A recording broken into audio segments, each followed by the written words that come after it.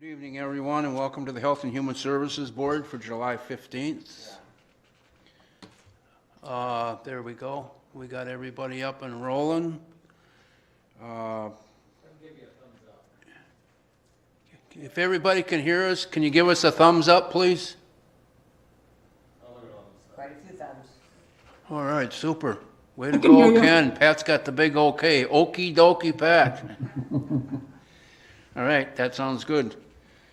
We can see everybody there, and we've got Paulette and Scotty and myself here. Do we want to take a roll, or are you okay with that one? What would you like to do? Take a roll. All right, let's take a roll call.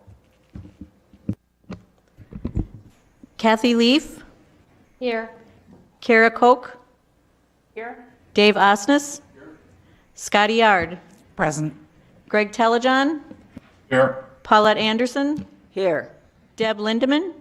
Here. Natasha Ward. Here. Paul McGinnis. Here. Very good. We've got everybody present. Thank you, everyone. We greatly appreciate that, and it's nice to see that you are well and safe. We thank staff members for their time tonight as well. So we'll move right along. We'll get into the approval of the minutes from June 17th. Has everybody had a chance to look at those? And are there any additions or corrections?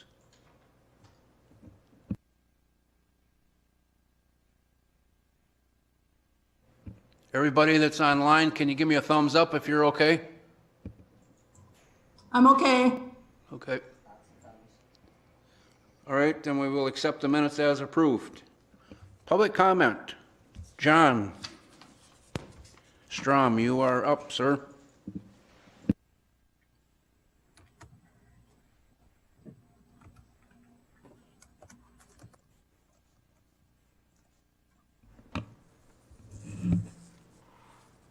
My name is John Strom.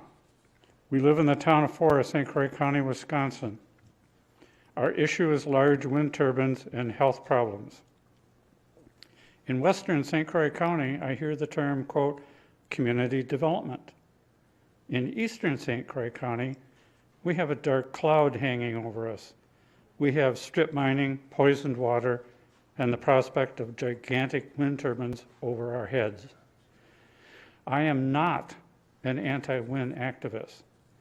We just need to be more careful where we put the really big ones. I sent you all a picture showing some wind turbines with a house. Note that the turbine that appears behind the garage is actually more than 1/4 of a mile away. This is the view many locations in the town of Forest will have if the wind farm is installed. Prior to 2008, before the prospect of a wind farm, I did some research about wind turbines with the idea of building my own. When the wind turbine issue for the town of Forest began, I had a head start. Wind turbines come in many different sizes. Hobby size with blades about 3 feet long. A local fellow has one with a pair of solar panels to power part of his house. Residential size with blades about 20 feet long.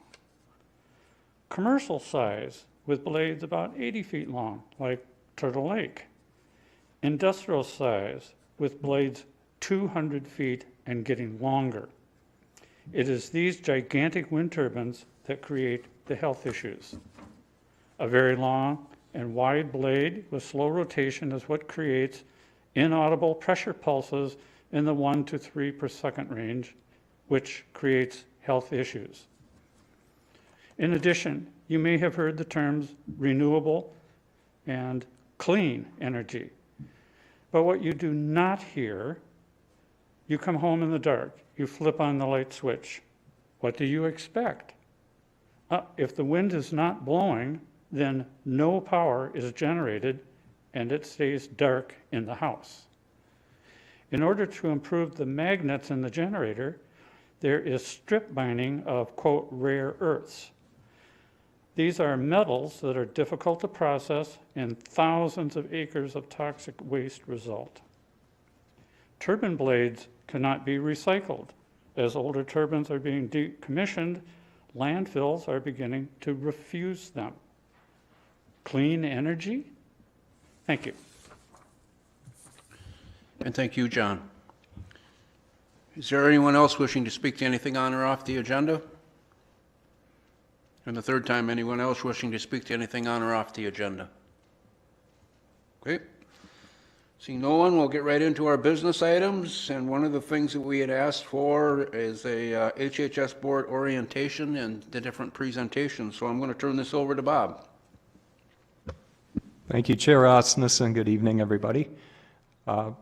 What we've decided to do was to spread this orientation out over the next 2 or 3 board meetings in order to not inundate you with too much information about what it is we do at HHS. So for tonight, I've asked the Economic Support, Children's Services, and Behavioral Health divisions to present with a rough time limit of about 10 minutes on each presentation, with the exception of behavioral health, where we wanted to extend that presentation a little bit to answer some questions and concerns that came up at the last board meeting. So I think what we have on the agenda to begin with, I'm sorry, I don't know which presentation we're starting. Economic support, so Rhonda would lead us off tonight. Thank you. Hi, everyone. Hey, Rhonda, welcome. Thank you for helping us out. For sure. Thanks for having me.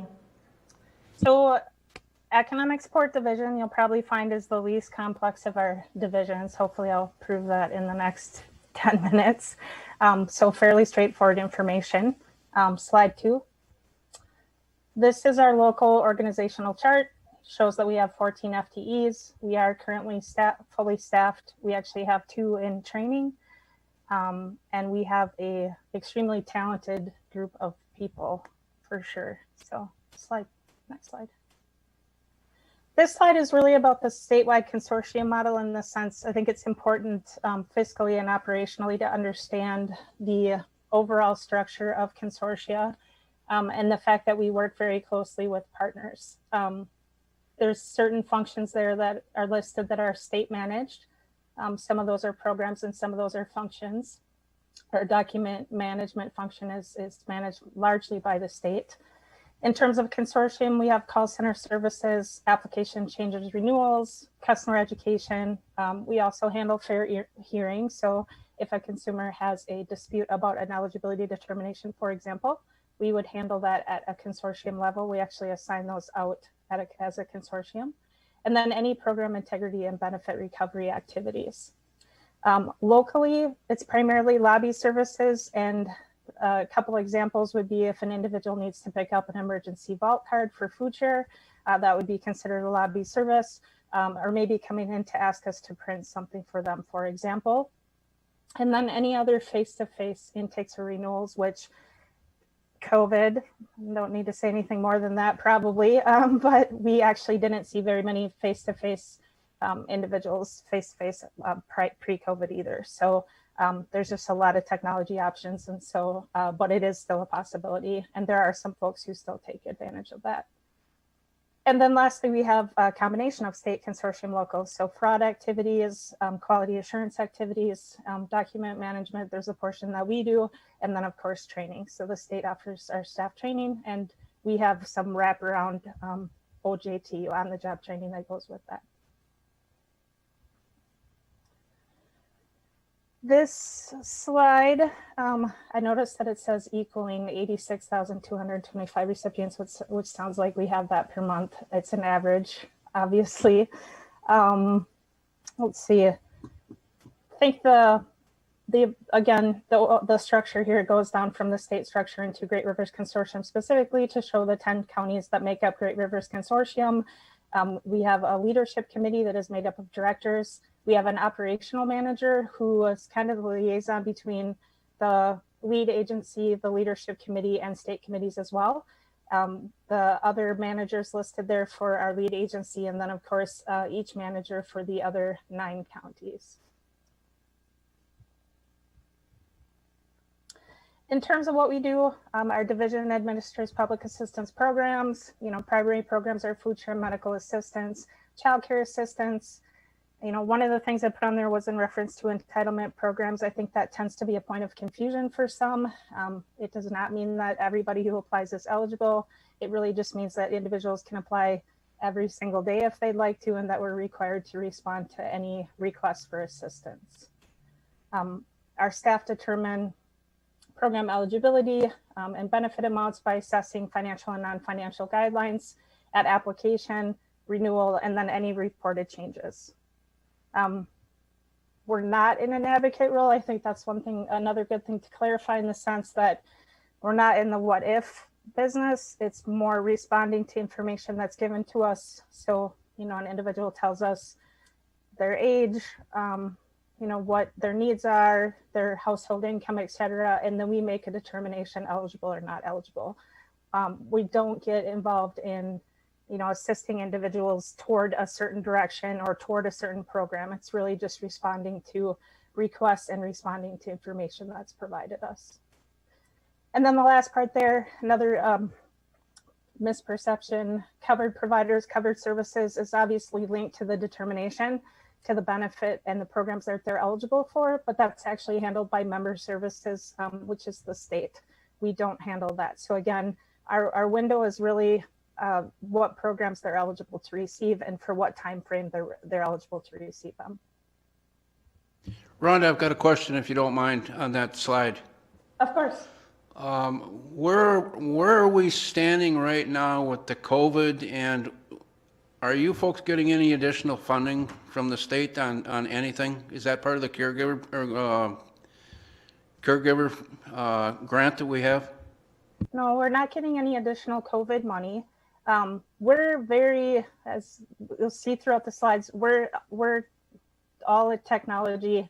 We don't see individuals very much face to face. So statewide, all consortia and counties mobilized very, very quickly into remote work within a week, or probably a week, honestly. We did it in an afternoon, I think. So no, it really honestly has been more or less business as usual for us in terms of consumer expectation and services as well. Our call center is virtual. So we just are doing what we always do. And you continue to do that very well, young lady. You and your staff are doing a great job. Thank you. Thank you. This slide is really about accessibility of programs and services. As I've said before, our virtual call center is the heart of our operation. The one item that we're required to have to be considered a consortium is a call center. That's the only requirement from DHS. And in terms of operations, then we have a lot of say in what that looks like, consortium to consortium. Consumers, the My Access mobile app is also a possibility at this point. The state Department of Health Services is really looking at a lot of self-service options and automation, which was only sped up by COVID. So I'm sure, what things that have come out of that obviously aren't going to go away. I think automation is just going to become more and more part of our world and the world of our consumers as well. And then online access 24/7, they can apply, report changes, go and put information in to see what they might be eligible to receive, look up benefit information. So that's a great possibility, and that's been around for a long time already. And then consumers can visit our lobby. We do have a phone and a computer in our lobby. Obviously, I'll just say COVID again, not encouraging that at this point, but we do have a self-service options in our lobby for individuals. And then they can continue to call our ES division as well to request mail and fax in options. So again, just kind of giving you a view of how they would get to us. And then the bottom part there really just talks about making sure that all individuals have access, equal access to information and services and our call center, et cetera. Next slide. So pretty straightforward here. This is who we serve. Talked about the 86,000 approximately recipients for Great Rivers. Of that, 9,400 approximately are for St. Croix County. I think it's important to look at recipient numbers in addition to case numbers. We have some of our programs, individuals are required to apply by individual, and then there's other programs that they're required to apply by household. And with that said, then if we have program and policy changes, they sometimes impact individuals and they sometimes impact households. So what I mean by that is let's say they cut a program by federal poverty level. It seems as if caseloads and recipient numbers go down, but that may not be the case. Case numbers may go down, but individuals in cases in households, eligible individuals in households may go up. So again, I think it's important to just note not only case numbers, but also recipients.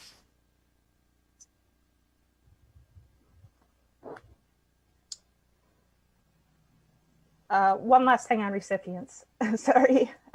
So St. Croix County is about 11% of Great River's overall recipient number. And the same actually transitioned for cases as well, just to give you perspective on the 10 counties.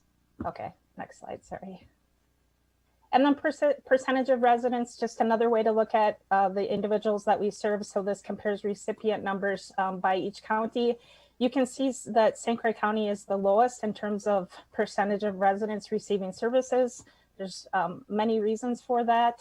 And I think the lightest that I read, actually sent out today, St. Croix, Pierce, Eau Claire, and Chippewa, I think are considered metropolitan counties.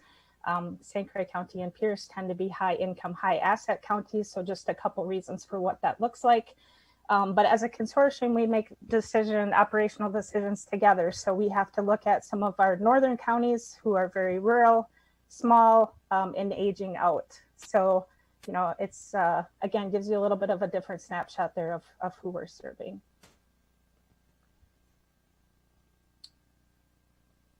And again, another viewpoint, this is benefit expenditures by program. I believe Bob shared this information or pointed to this information last time, so I won't cover it in too much detail, but it just tells you this is the expenditures that result from the work that my staff do and that our consortium staff do. So this is how individuals are assisted, vulnerable individuals, and as it says in there, it also, these dollars go to local and area businesses throughout our consortium as well. So convenience stores, grocery stores, childcare providers through our childcare subsidy, et cetera. Question, Rhonda. Yes. On that last slide, the medical expenses obviously are a huge portion of what's expended at $78 million, but there's 9,000 income recipients. Is that a different population than the medical care? So how many people are receiving those medical care expenses? I lumped those two together for food share and medical because they more often overlap with medical. I can get you that specific data though for healthcare versus food share if you'd like. But you can assume the majority of those are the 9,400 are receiving healthcare. Right, but is that are those 9,000 the source of the expenditure of $78 million? Oh, yes, sorry, yes. Okay. That seems uncommonly high to me, but yes, okay.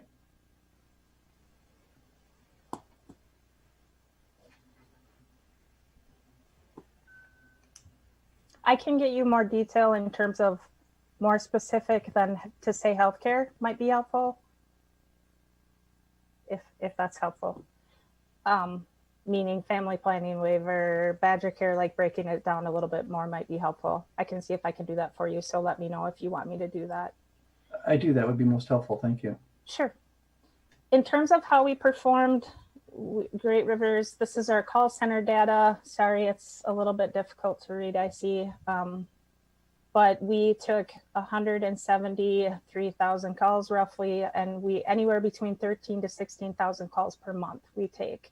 So, and those can be, the number of calls that we receive can be affected by, programs, when we have policies changes. So for example, with COVID, individuals were able to receive unemployment compensation that they were calling to report, loss of income, for example, or loss of employment. School versus summer, when school starts and stops, those can impact our number of calls as well. Again, just to give you kind of a viewpoint of why there would be that fluctuation.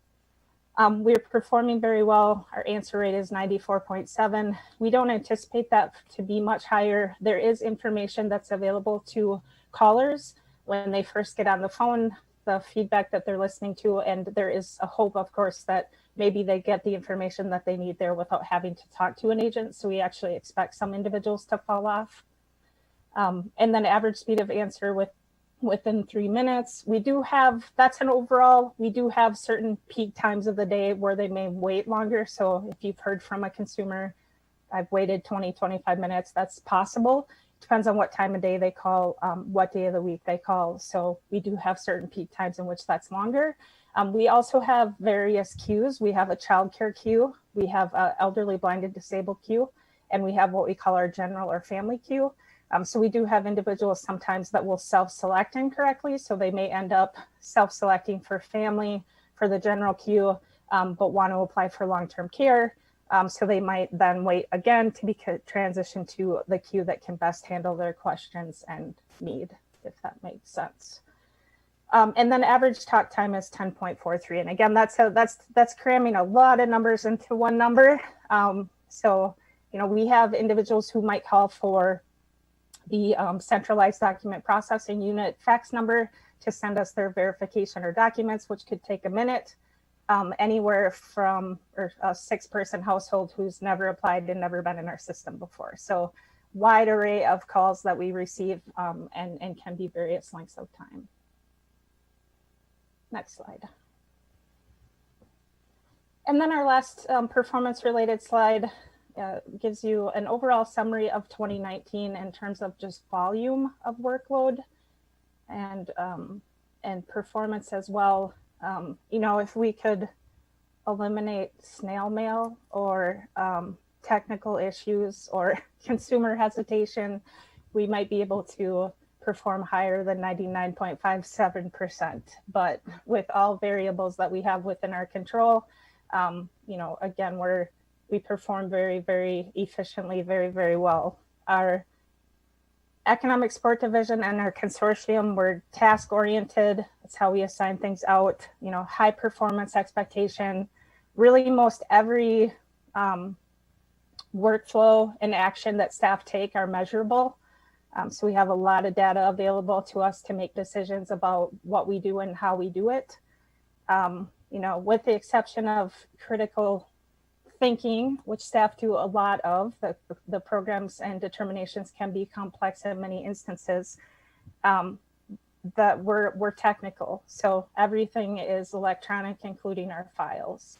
And as I said, you know, more automation, more technology is coming out for our consumers as well. So, so hopefully that gives you a good snapshot of economic support. Are there any questions about the data or what we do, how we do it?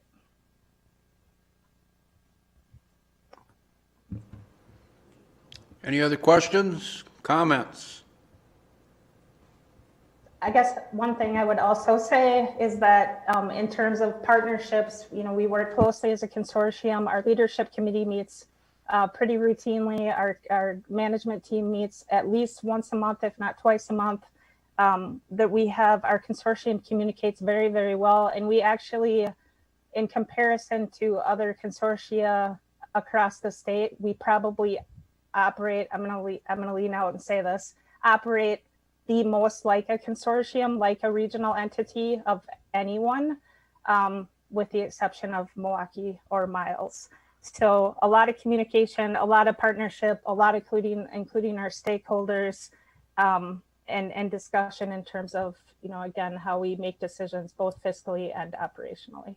So again, any questions? Well, with that, Rhonda, thank you, and please pass on to your entire staff. The HHS board is greatly thankful for all the great work that you guys are doing. I definitely will do that. Thank you so much. Thank you. Bob. Thank you, Rhonda. And I think next is Julie Krings for the Children's Services Division. Julie is our Administrative Director and also our Operations Manager. So I'll turn it over to Julie. Thanks, Bob. Good evening, everybody. I'm Julie Krings, and I'm here to talk to you for about 10 minutes about our Children's Services Division. Next slide, Colleen. on this PowerPoint, there is our organizational chart. I'm going to warn you that this is our future state of organization within Children's Services. As the board may be very much aware, we are in the process of creating a new division within HHS, Comprehensive Community Services. So a portion of the staff in that division are still within our Children's Services division at this time, but we're working on transitioning to the CCS division. But this is what it will look like in the near future. And as you can see, we have 45 staff, just about 43 full-time positions. We do have some vacancies within our child protection and birth to 3 currently.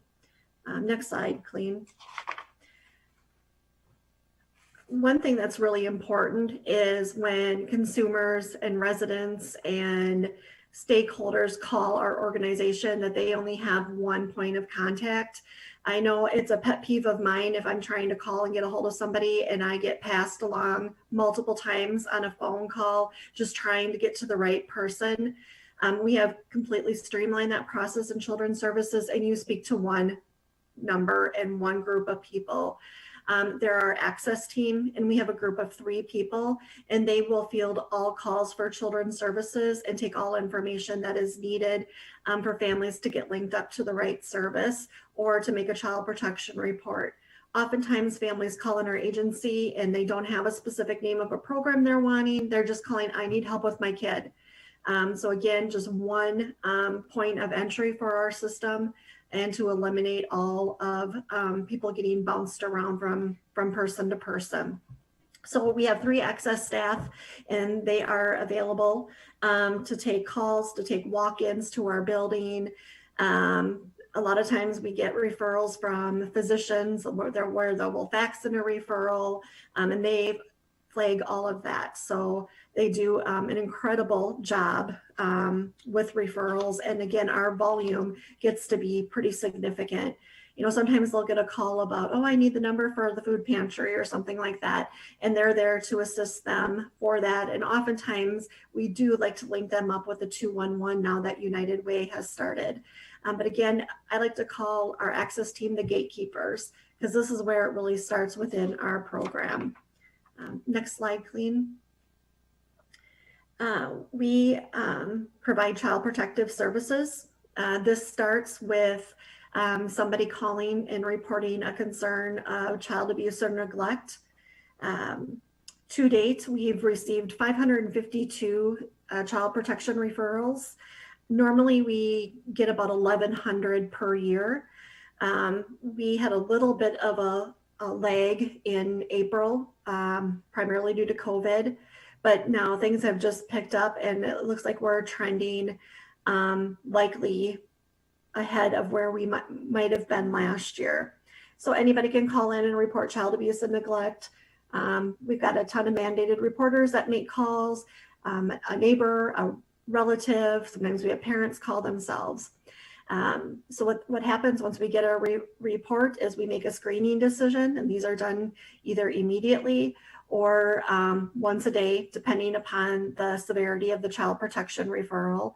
And then if it's screened out, there's sometimes nothing more that we do with that report. Sometimes we may, if we know the family is needing some type of resource, we might screen it in, but not as a child protection, but more as an offer of services.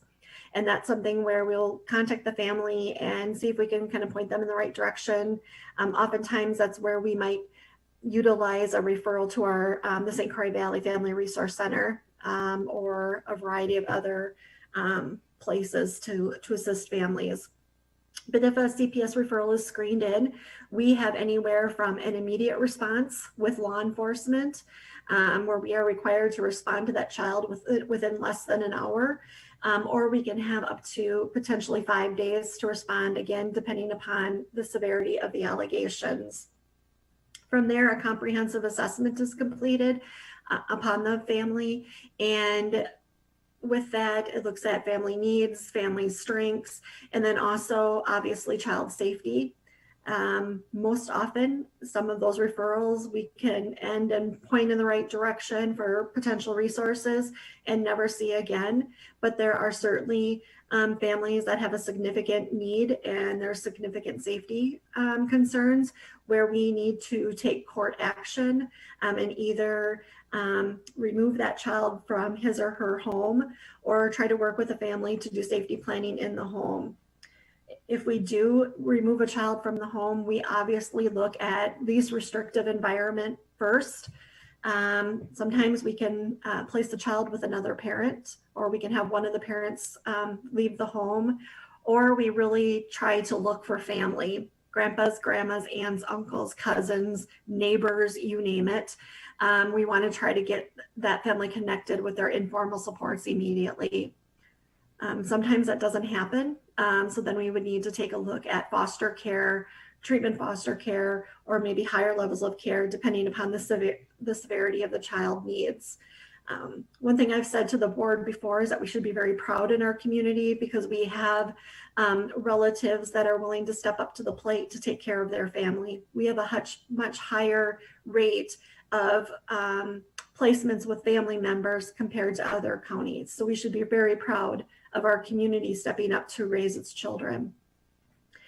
For children and families that need ongoing services, we have an ongoing child protection social workers that follow that family, continuing to assess for safety, provide updates to the court, and then also do a monitoring of services. Sometimes families may need to complete certain evaluations, alcohol and drug treatment, counseling, parenting, and the social workers monitor that as well as the child's safety and then make reports to the court because oftentimes families are under a court order in jurisdiction of the court. Just to give you an example, right now we have about 100 children that are under some type of court order for abuse and neglect. We primarily see that for neglect, and that really comes under the premises of either alcohol or some type of drug use. But then what's also been a trend has been a little bit of an increase in physical abuse of children. I don't know if that's due to families are being cooped up right now or other, stressors, financial, but we have had a little bit of a spike in physical abuse. And then we are also seeing a few more cases of sexual abuse hitting our needs. So that's child protection in a 3-minute nutshell. Next slide, Colleen. Our Birth to 3 program. This is an early intervention prevention program where we serve children with disabilities or some type of delay. Oftentimes, this might be children that are not walking when they should be, or having troubles with their speech, or maybe sensory children. And we do a comprehensive assessment and work with families to try to address that need in the home. It's very much an in-home program where providers go to the home to provide this service. And what we really try to do is coach the parent to have the skills of either the speech therapist, occupational therapist, so that they can be doing that and doing activities with their child when the therapist is not around, so that way they get a lot more types of therapies with their parents. This is an excellent prevention program to try to prevent children from getting involved into other types of systems as well. And we've also been in front of the board very recently with this program to talk about our Triple P, which is an evidence-based parenting program that we've implemented within our Birth to 3 program. What was our question? Oops, sorry, I just thought I heard somebody talking. We typically have approximately between 100 and 110 children enrolled in any given month in Birth to 3. We have had a slight dip in enrollment, and we really believe that's 100% because of COVID, because families are not going into the clinics right now to do their well baby checks and well child checks. And that's usually one of our primary referrers, our family physicians. But once some of the clinics have started to open up and doing more of those well baby checks, we've seen a very much increase in referrals. While we've had that slip in referrals, we tried to do some networking to make sure families weren't getting missed with our programming. But now we're getting quite a few more referrals, and we're going to be right back up to where we were pre-COVID. Next slide, Colleen. Now, the other end of the continuum are the older youth, our youth justice, sometimes known as juvenile justice. The state has kind of changed the name of that program to make it a little bit more friendly. This is where parents or schools or law enforcement can make referrals to us, whether it's for truancy for school, any type of criminal behavior, or they call it uncontrollability, but maybe a child that's having struggles at home or in the community. And we work with our district attorney's office and our court system and trying to really work at more of the rehabilitation. What types of services do kids need versus more of that punishment, probation-y type standpoint. We use a lot of evidence-based practices within this group and really trying to prepare kids for adulthood and to get them the skills that they need to be successful in their communities. This is an area where we have a lot of veteran staff and they've got a significant amount of longevity. Because of this, they're able to have higher caseloads just because they have such strong skill. If we would not have their longevity and their level of skill, we would definitely need more staff in this area. So I just wanted to acknowledge that. Their average caseload right now is about 28 kids per worker, and that's pretty high. Normally in other counties, you'd probably see that to be about 15 to 17 kids. So we really need to send kudos to our youth justice crew. Next slide, Colleen. We have our alternate care unit. This is where we license people for foster homes, recruit foster care, and we really try for kids that need placement outside the home. We really try hard to keep them within their community, hence St. Croix County, so they don't have to be uprooted from their school districts or their communities. You know, our foster parent numbers fluctuate, give or take, but I think we have roughly 24 licensed foster homes right now. We tend to lose the good ones because they adopt kids. So that's a good thing, but then we don't get them as foster parents. That we have been really doing some strong recruitment. Unfortunately, COVID kind of really had a damper in that, but we've been able to really get some very good foster homes, and we are in the process of licensing 3 additional homes right now, which we're very excited about that because they have a lot of experience in working with children.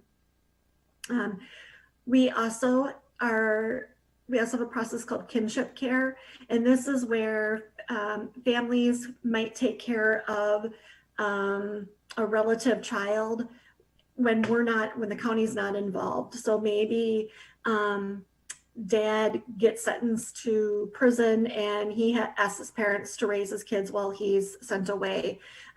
That's a family arranged plan. We don't get involved in that, but we are able to provide services to the grandparents for taking care of the children. They get a monthly stipend, and then they also get Medicaid for the child, which is absolutely critical because they get that source of health insurance. And there's certainly other situations where, you know, maybe a parent is just unable to take care of their kids, so they have their sibling or their aunt or uncle do that, but we're able to provide them with a little bit of resources and support to essentially keep children out of our system. And we roughly have maybe 30 some kinship homes in St. Croix County. Next slide, Colleen.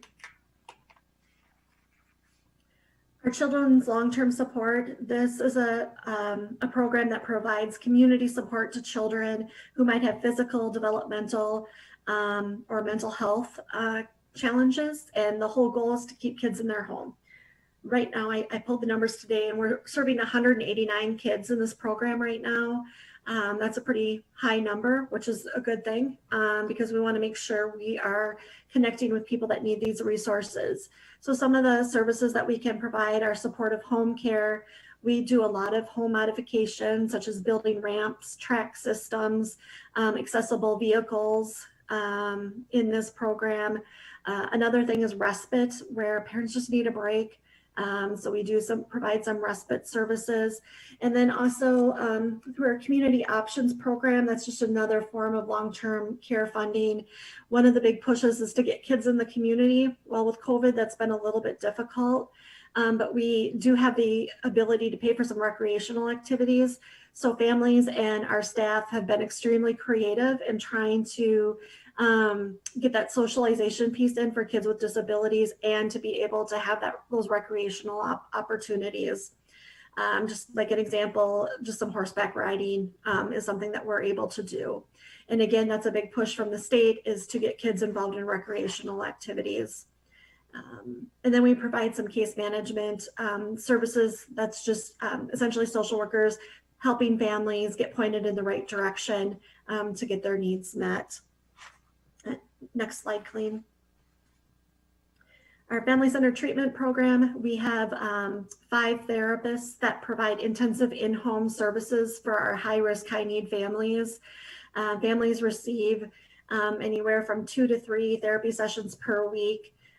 Therapy sessions usually last about an hour and a half because we're really focusing on more than talk therapy. It's more experiential, and for parents to get practice during these sessions, because you can talk about it all you want, but until you've actually tried something, you need that practice. So this is where we may serve children with complex mental health, children with autism, and kids that are involved in either our youth justice program to try to avoid an out-of-home placement. And we're also using this a lot right now in our child protection to either try to prevent an out-of-home placement or to get children back home to their family. Again, this is an evidence-based model, and we are seeing fantastic results. We are in our early stages of implementation. We started this program in 2017. And within the last year, we have made leaps and bounds with our program, and it's really exciting to see. And families have been just very excited about the successes that they've been able to make as families. Clean, next slide. And then here's my catch-all slide. Coordinated family services. This is a family teams where kids are involved in multiple systems of care, where we facilitate a family team, and the family team can be comprised of school staff, professionals that might be working with a family, obviously the family, any informal supports. It could be a neighbor, grandma, minister, coach, and really trying to all work together to be all on the same page to help that family and child out. We currently have 149 teams occurring right now in St. Croix County. So we're serving 149 children through this. We also certified daycares. The state of Wisconsin licenses the daycare, so 8 or more children, but we do daycare certification. We don't have a ton of certified daycare providers because most just go right to that licensing level, but we do some. And going out and completing a study on the home, and then making sure people have their training, and then doing follow-up and recertification to make sure that their home is safe and the provider has the credentialing that they need in order to care for children. Another thing that we do is step-parent adoptions. This is often through an order of the court where a parent, mom remarries, and the stepdad wants to officially adopt the children. And so we go in and do a study to make sure that everything is okay or not okay, and provide a recommendation to the court. We also provide on-call services. We have 2 on-call systems that operate 24/7, 365 days a year in children's services. One is for our FCT, family-centered treatment, where the therapists are on call to those families at all times, because oftentimes these are families that are in constant crisis, and we want to be available immediately to try to prevent them from getting into other types of systems. And then we also, the other on-call system is for child protection and for youth justice. So if a child abuse and neglect report comes in at 3 o'clock in the morning, we respond. Or if a kid ends up stealing a car and being naughty at 8 p.m. at night, we respond.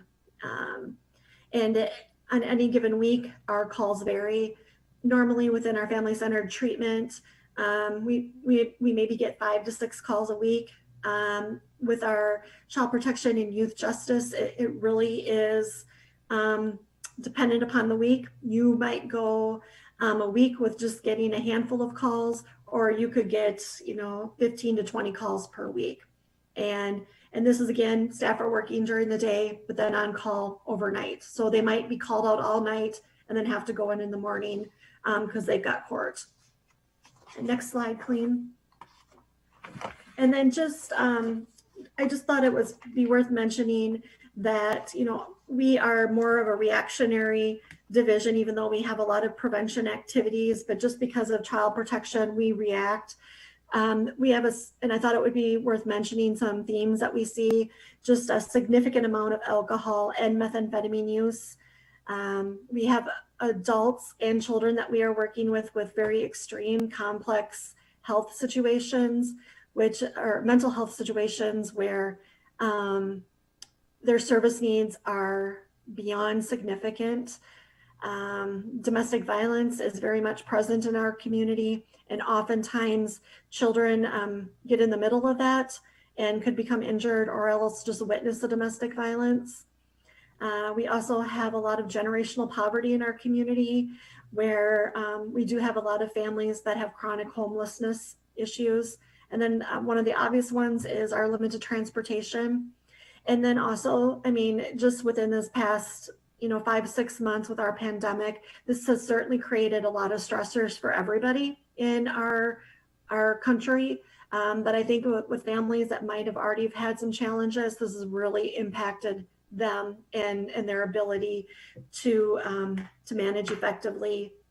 So I just thought it would be worth noting some of the current challenges that we are seeing within our division. So that's a lot of information. I tried to talk as fast as I could. So what questions do people have? Anyone have any questions for Julie? Julie, you covered a huge area in a small amount of time, and I'd like to thank you. It's always nice to see you. But please give your entire staff also a hearty thank you from us. They do an outstanding job, and our kids are in good shape thanks to them. So thank you. Yeah, we have a fantastic group of staff who are highly dedicated, so I will definitely pass that on to them. Thank you, Julie. Next, we have Kristen Newton, a supervisor for behavioral health, or Health and Human Services, Kristen Dupre and Kathy Houston, who are co-directors of that division currently, and they're going to present on behavioral health. As I said, we can take a little extra time if that's all right with you, Chair Ausnes, and answer questions. But I'll turn it over to Kristen, and Kathy at this point. All right, thanks, Bob. I'm Kristen Newton. I'm going to get us started here. If you could move to the slide there, we wanted to make sure that we included our behavioral health mission and vision. Our mission in behavioral health is to provide high quality, timely substance use and mental health services to residents of St. Croix County. These services are offered in collaboration with our community in an effort to promote the health and well-being of individuals, families, and children. Our vision is for improved quality of life for the community of St. Croix County by providing high quality services directed at effectively meeting the behavioral health needs of its members. Thank you. You can move to the next slide. So this is our kind of the beginning of our services. We've split up our presentation here between the three of us because we have a little bit more specific knowledge around each division within our behavioral health unit. So the unit that, or the subunit that I supervise is our behavioral health intake and our behavioral health adult protective services and emergency services subunits. And so within that subunit, that slide here shows you that it identifies here that the behavioral health administrator oversees the whole department in this unit. And then myself as the HHS supervisor, that's 1 FTE. And then we have 3 intake staff, 2.5 FTE for APS, and then 1.5 FTE for emergency services.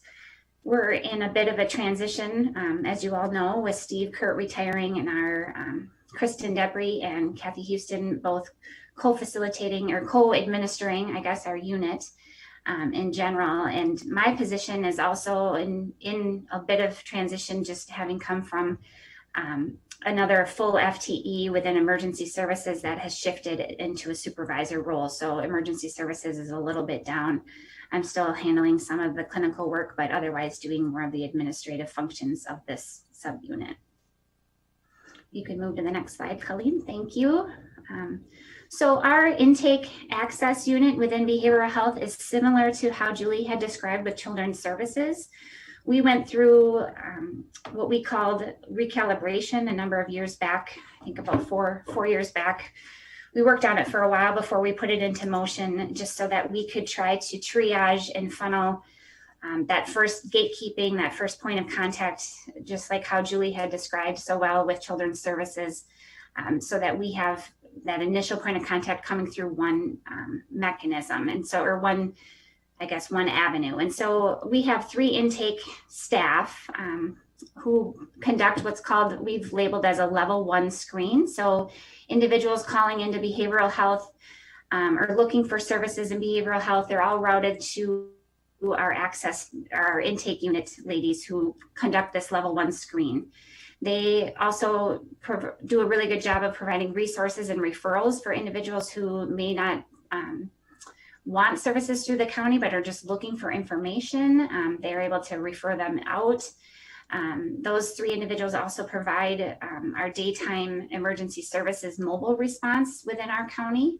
And I'll get to more of our emergency services discussion here in a minute. But through that level 1 screen, they triage all of those referrals to behavioral health programming, and those referrals get staffed through our access team. So as you can see on the slide, there's some of our referrals and requests for appointments get scheduled directly with a provider. Those are the ones that are a little bit more cut and dry. There isn't much complexity necessarily. I say that kind of loosely to that person's situation, but those that have a little bit higher need or more complicated situations, we bring those to our access team, and then we staff those cases within that team so that we can triage cases and provide a more timely response to high level needs and high acuity needs within our behavioral health programming.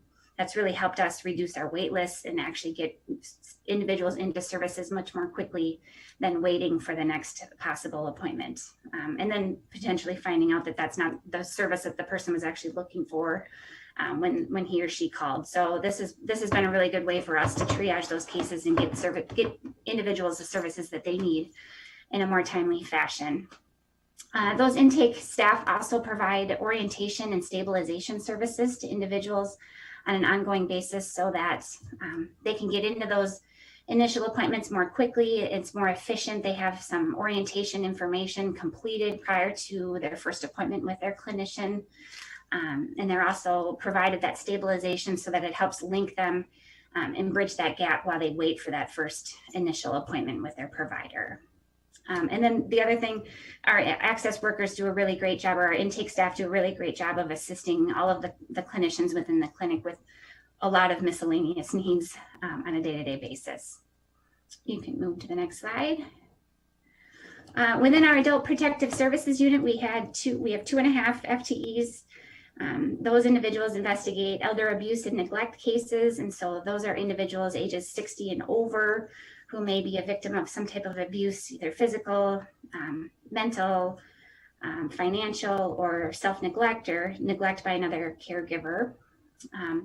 They also work with individuals who are presenting with risk, adult at risk population, the ages 18 to 59.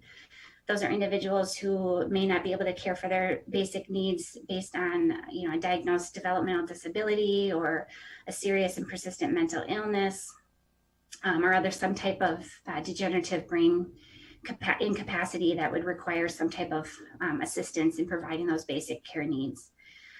Those individuals in adult protection also assist with guardianships. That's where they assess for competency through Chapter 54, and protective placements, protective services through Chapter 55. And they, like I said, they do a lot of those investigations and also just service referrals to outside providers and outside programming as well. And finally, emergency services. We operate under the DHS 34 Administrative Code for providing crisis programming. We, as St. Croix County, is certified under subchapter 3 of the DHS Administrative Code. So that means that we provide a daytime, or we provide a telephone, a mobile, we provide a mobile assessment. So that's for individuals presenting in crisis who are in our county, whether they're residents or not. And if they present in our county in crisis, they have access to emergency services.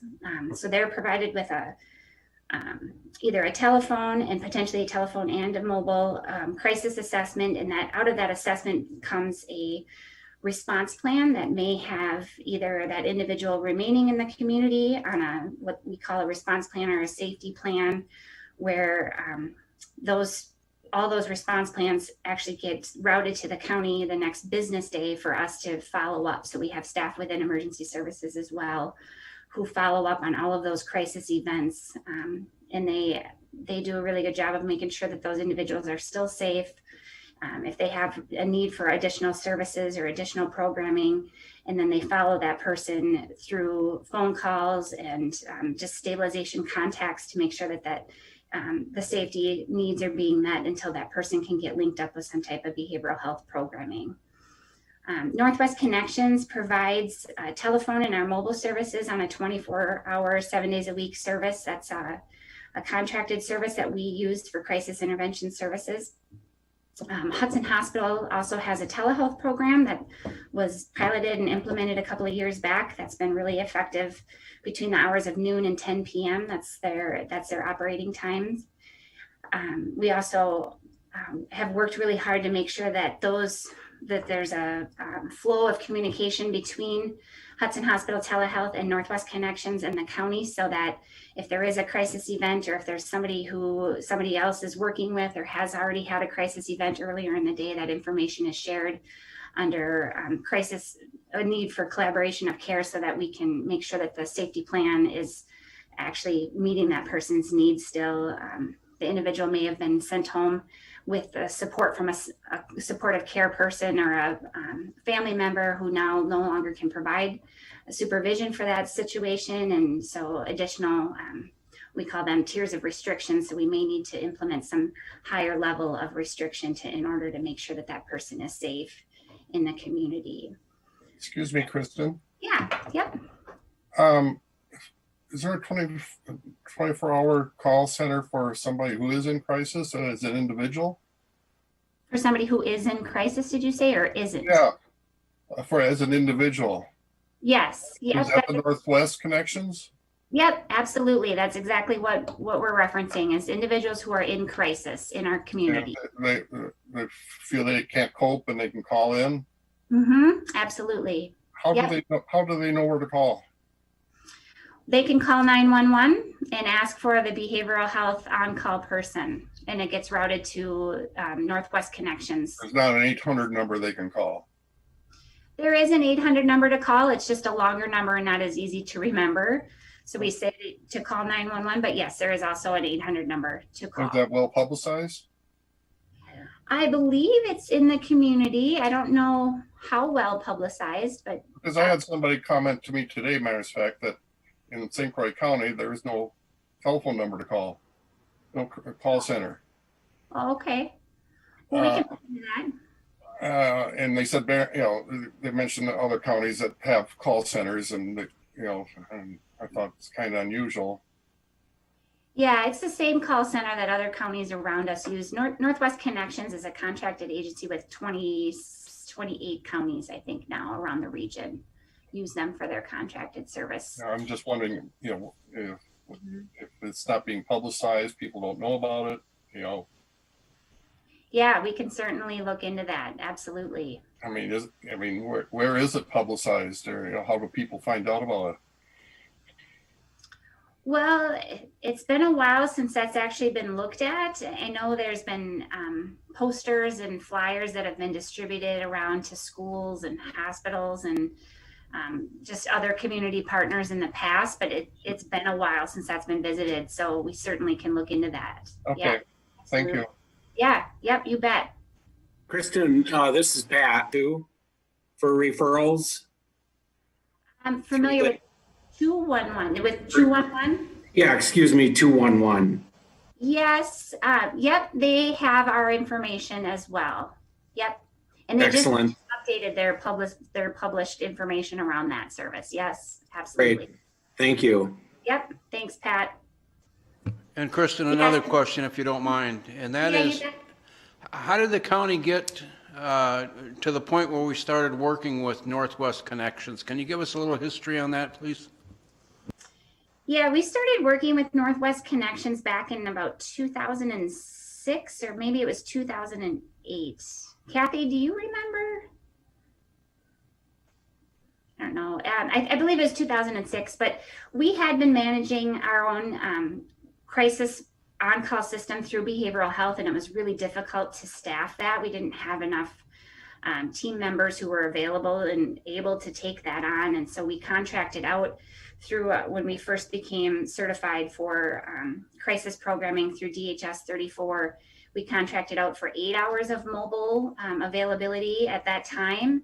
And then it's grown to 24 hours mobile availability, and our call volume has increased. We manage about 1,000 calls a year through St. Croix County as crisis contacts, I should say, crisis events occur, about 1,000 a year within our county. And that includes Northwest Connections and Hudson Hospital telehealth, which is kind of new. So it's a little bit skewed in terms of our data because there's only a couple of years of data there, but it's about 1,000 a year crisis events. And so then the next point in our slide, our follow-up and linkage staff get all of that information the next business day, and they make sure to make contact with that individual who was in crisis or the guardian.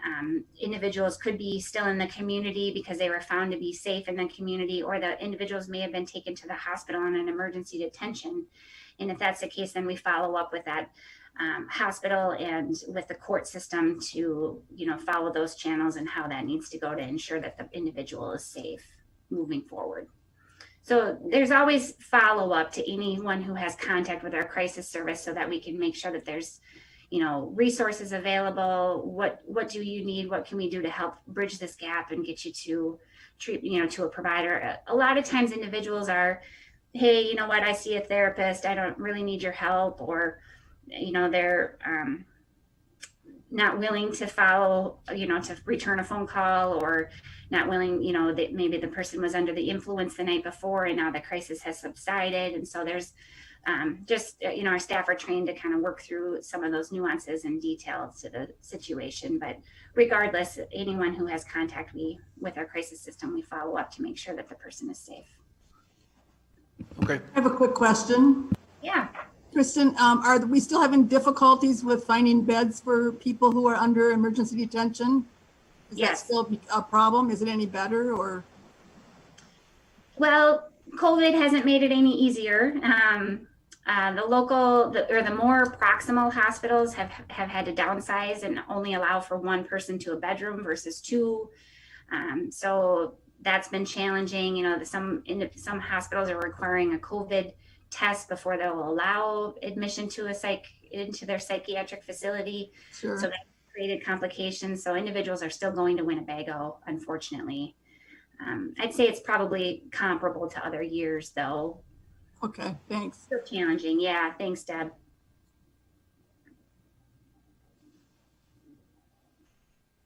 Any other questions before I turn it over to Kathy?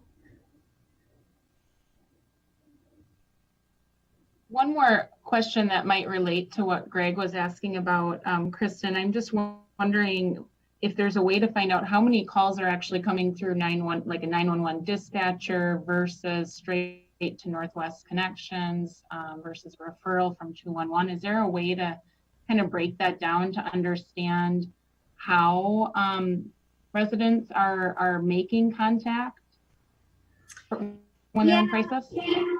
Yes and no. I don't know how accurate that data is, because sometimes by the time the person starts writing the report, there's a box on the crisis assessment that shows who the caller is.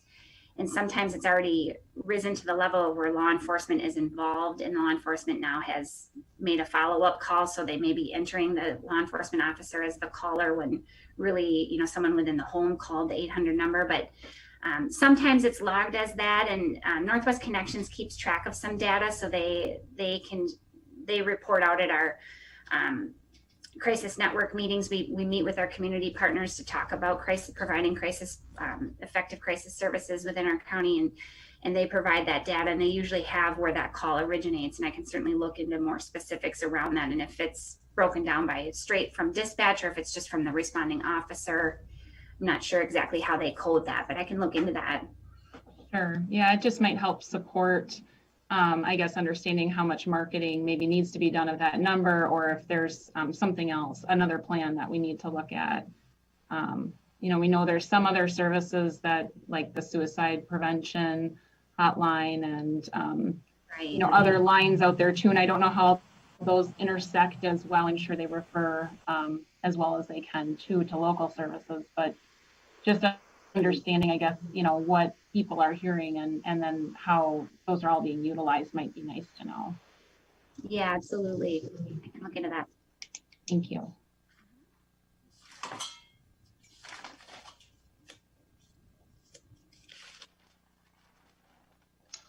Good evening. I'm Kathy Houston. As Bob introduced, I'm one of the interim co-behavioral health administrators following Steve's retirement. And I'm going to talk a little bit about our adult community support services. I think first and foremost, and it's not on this slide, that may be news to a lot of people, because I know even folks we work with struggle with this fact. Our services are voluntary. And the reason I say that is because I've heard a lot of people say, well, you only work with people that are committed through the court system, and that's not accurate. And I think Kristen Depry following me might also say we prefer working with people that want to work with us. So I just feel it's an important fact to put out there that our services are voluntary. We also will serve individuals that have been court ordered.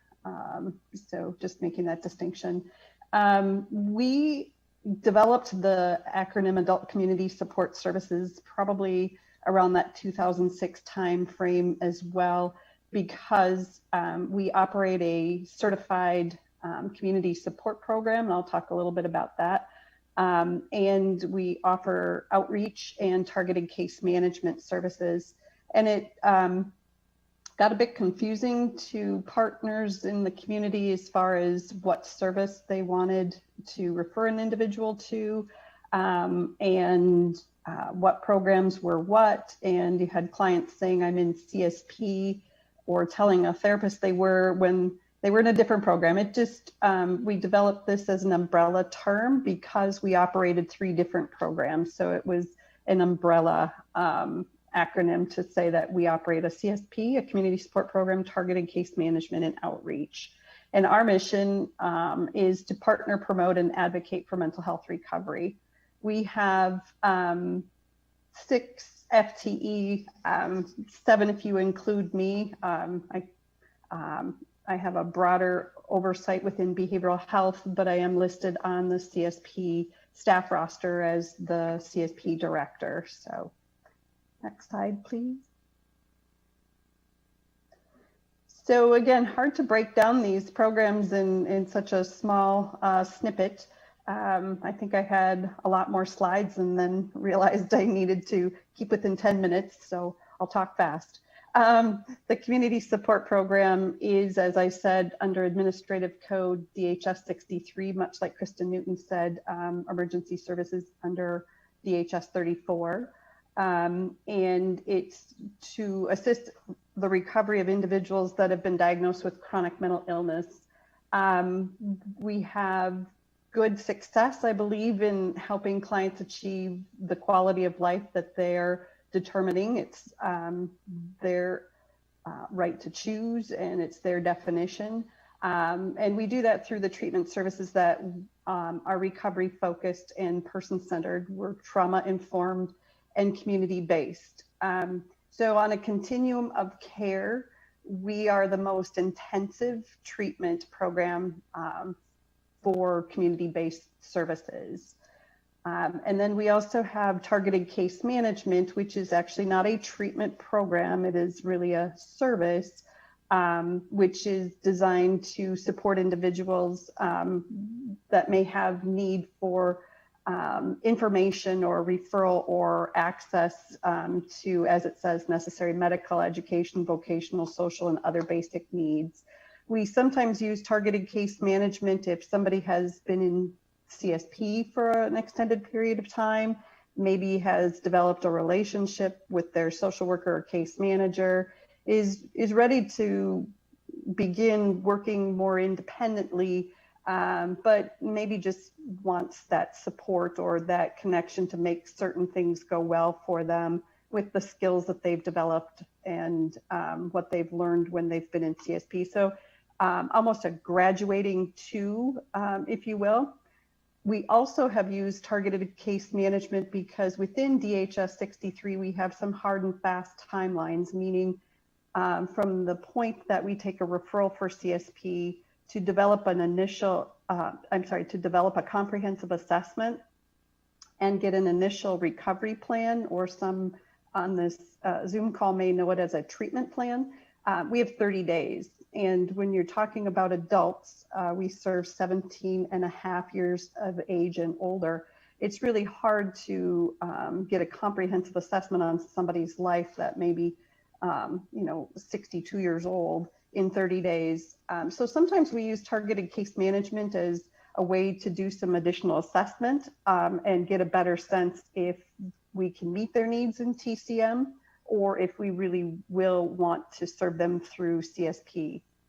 Next slide, please. I'm sorry, I will, you don't have to jump back slides. I will just say targeted case management, on average, people are probably in that service 6 months to a year. There are no hard and fast timelines. There's no minimums or maximums. And with CSP, we find on average, people are engaged in that anywhere from 6 months. We have people that do come to us court ordered that are not pleased about being in the program because they're, again, forced to be there. And so they will kind of watch the calendar, and when their 6 month commitment ends, they are no longer wanting to choose to be in services. So I would say CSP is anywhere from 6 months to 2 years. On average, again, but we've served people much longer than that. And again, no hard and fast timelines. It's really individualized and based on people's needs. Since becoming an interim administrator, I've also taken on the oversight for our mental health outpatient services. I'm sorry for the busyness of this slide because there's a lot that we offer. We have 4 therapists of note. First one listed there, David Hipsch, is 2/3 of his position serves our outpatient clinic, providing psychotherapy, and 1/3 of his time is devoted to comprehensive community services, and he serves in a clinical capacity as a mental health professional in that program.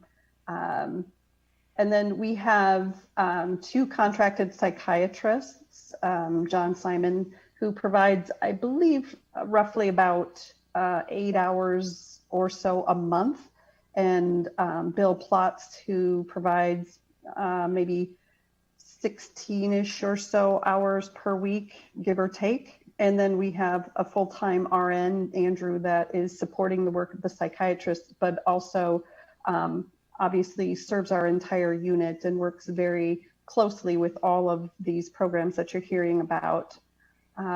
We have 2 contracted psychologists. Each, Jonathan and Nicole listed there, are each with us 8 hours a week. So we have 16 hours of contracted psychologist time. And then we have a partnership and a contract with Genoa, which is a behavioral health pharmacy service.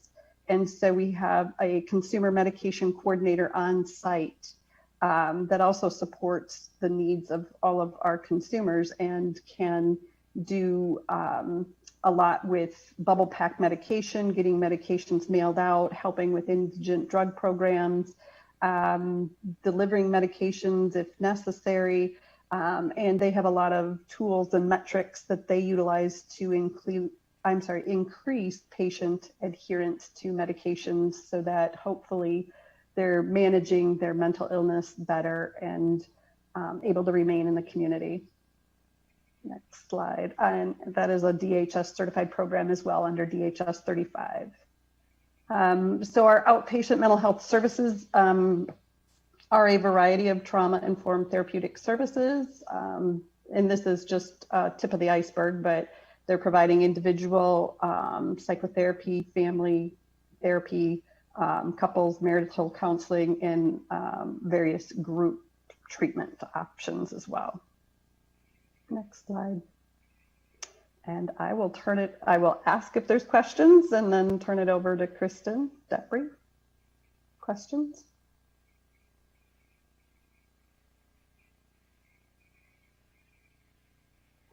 I might just add, Kristen, before I let you jump in, as Julie indicated, behavioral health also has staff that are supporting the Comprehensive Community Services Program. That is its own division, and we're still in transition to have them up and running.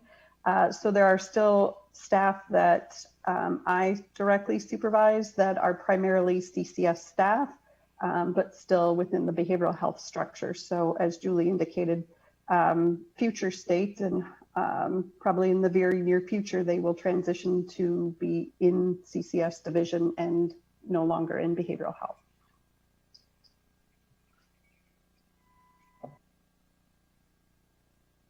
Thank you, Kathy. My name is Kristen Depry. I am the other co-administrator for behavioral health currently, and I'm going to talk to you about our substance use services.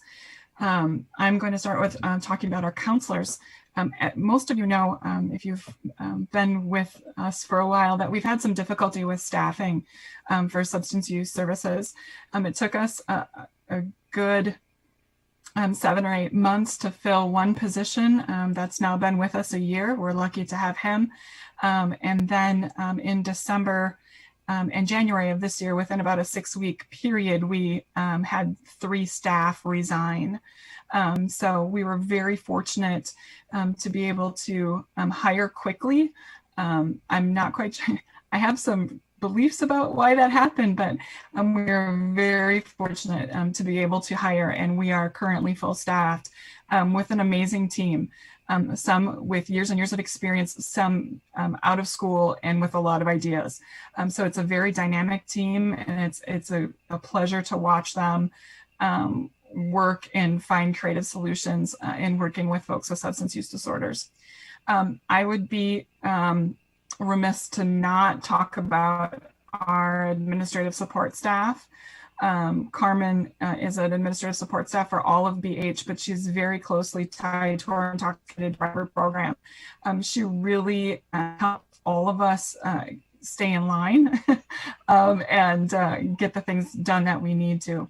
And then I provide administrative and clinical supervision for the substance use counselors. Next slide, please.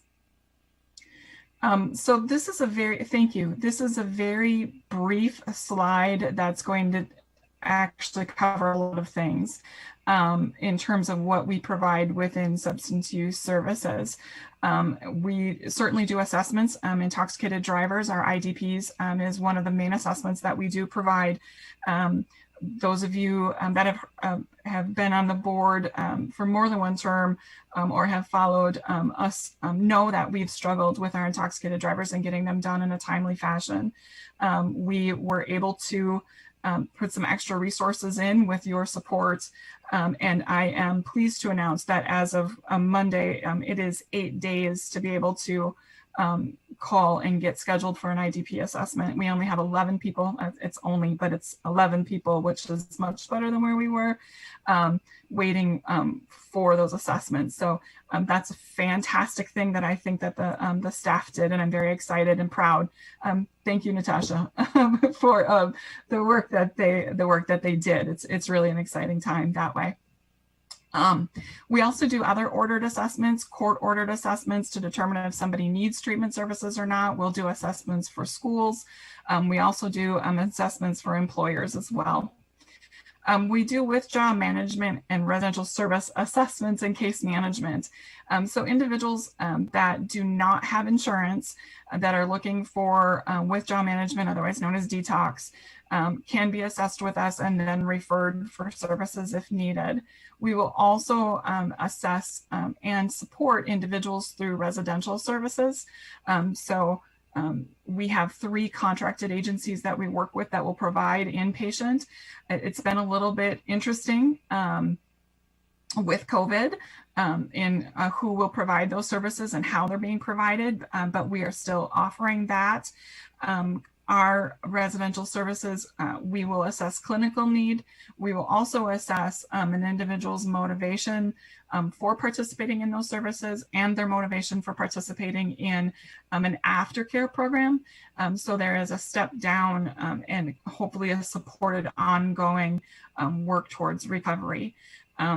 Initially, the county does fund those residential services at the contracted rate, and then the bill is ultimately with the client, and we will work with the client to pay those services.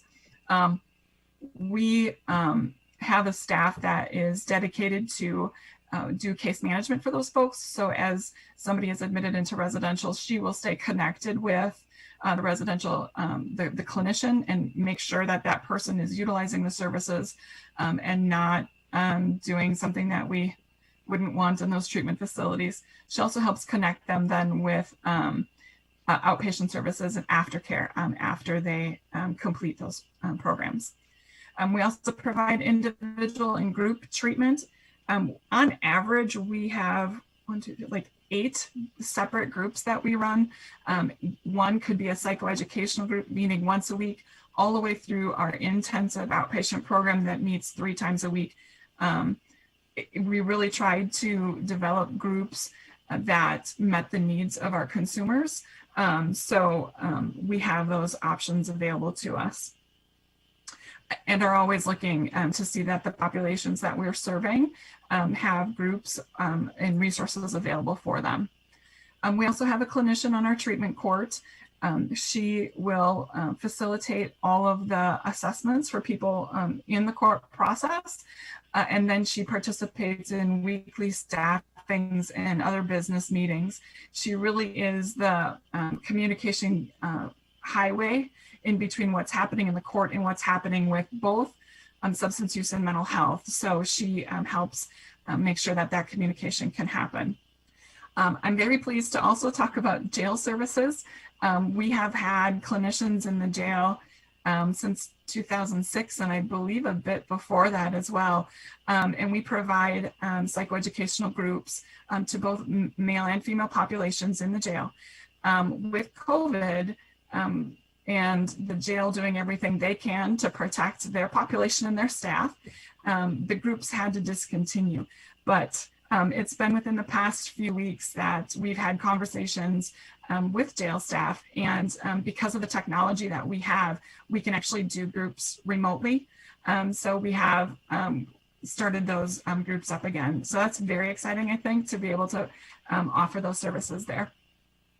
And then we also do prevention services. So part of Healthier Together, we try to be a partner with Healthier Together and work on initiatives there. We're also with Northwoods Coalition looking to not only interrupt substance use once it's become problematic, but also be at the front end and hopefully stop there being an issue to begin with.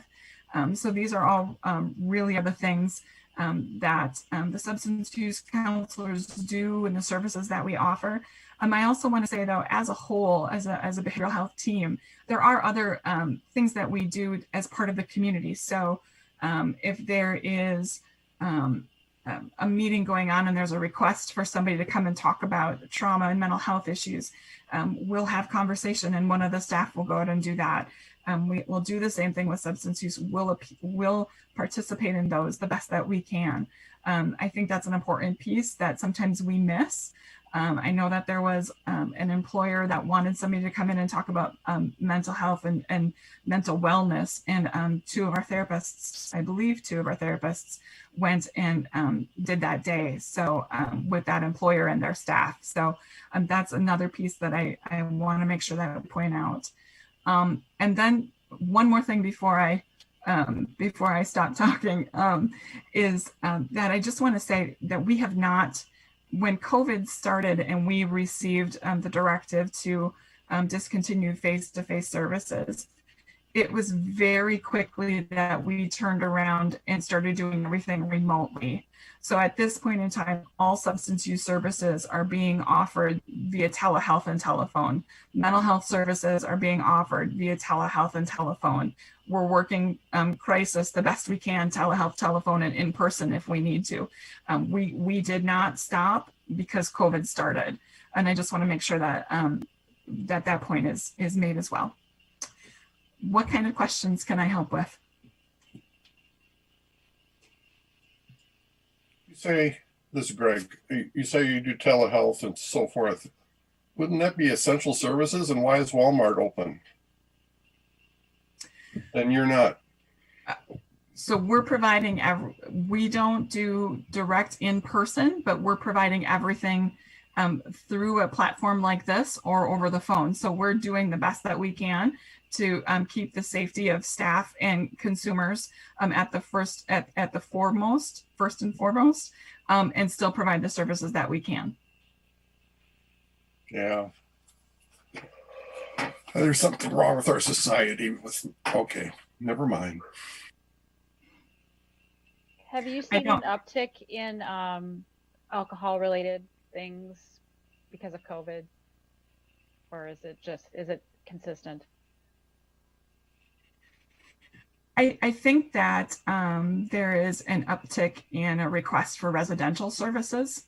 I don't know if that's specifically due to COVID though, because alcohol is one of the primary substances that we work with within treatment. So I would need to look further into the data, and quite frankly, I'm not quite sure that individuals are coming in saying I'm drinking more because of COVID. So I think we would need to be doing some digging on that. Yeah, it's such a cultural thing here in our state in the Midwest that it's probably hard to discern. Mm-hmm. Absolutely, especially when the governor's order went away and the first things that opened were the bars. It's really hard for me to say one thing specifically. So yeah. Thank you. Mm-hmm. And I'd just like to add, as Kristen said, we have a way to manage calls that are requesting more information. It's through our access unit. So if folks that you're coming in contact with, or you yourselves know of individuals that have questions about the services, again, I don't know that we can do it justice in this amount of time because there's a lot to what we do, and we're just giving a high level overview. We are willing to go out and talk to programs or businesses or our partners and explain more about what we do so that folks have access to that information.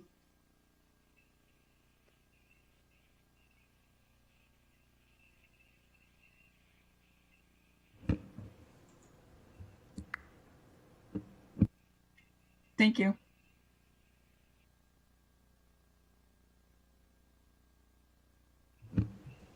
Bob, who wants to take this next area?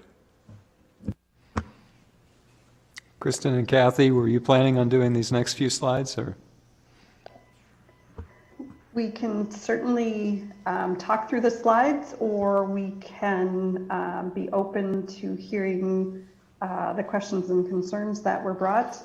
We're flexible. Maybe you could do a quick overview of the slides, and then we could take some questions. I know we're, maybe just a quick overview would be helpful. Thank you. Sure, thanks. Next slide, please. So I believe that there was a question about increasing or serving the underserved and the homeless populations. So we did put together a couple of slides to address that. We believe that we are working diligently to meet the behavioral health needs of all of our residents, irrespective of funding and insurance. There are folks that come to us that are private pay, also on sliding fee. In adult community support, if there is no insurance, we will still serve them.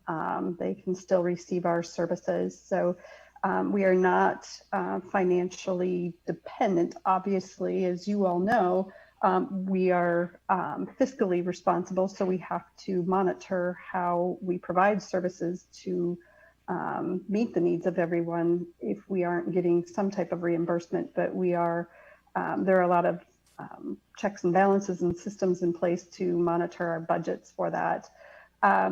Most of the services that we've talked about are supporting recovery work. So we're really working with people to, as Kristen Newton started off, getting them to the right service, the right place and time, and doing better triage so that people are getting their needs met more efficiently in a person-centered, recovery-focused, and responsible way.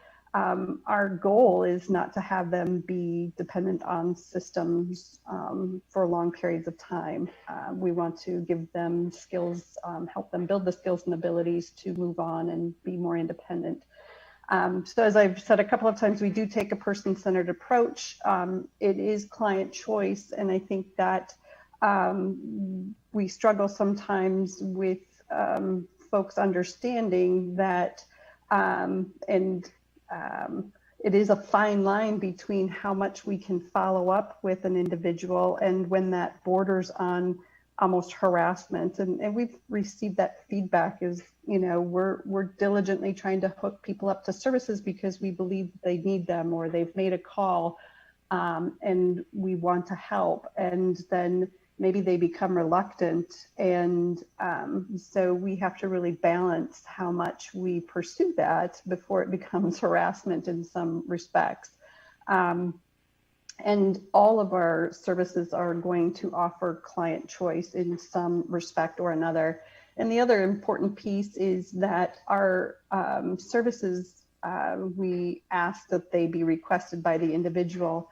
And that's important to us. It shows us a number of things, but I don't think any of us would appreciate if somebody called and requested something on our behalf. So that's the client choice. We may see an individual that's in need.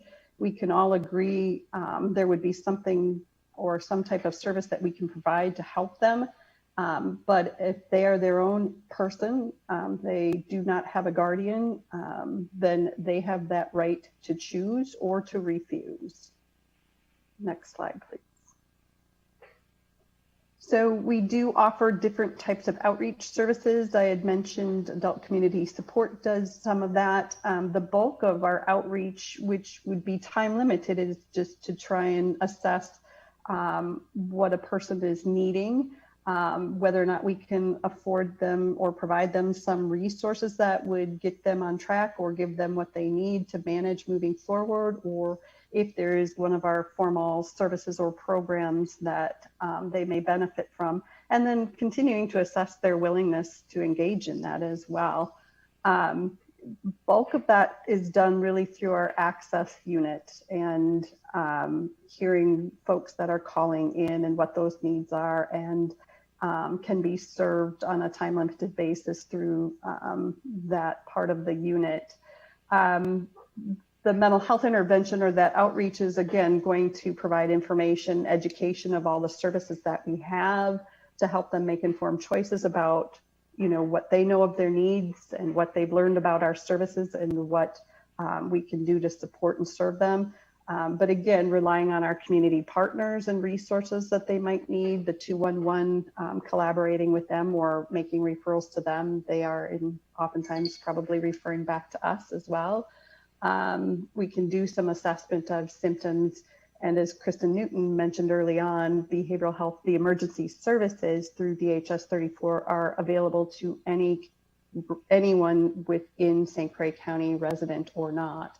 And that can then also support an individual getting to where they need to be if they are struggling with their mental health.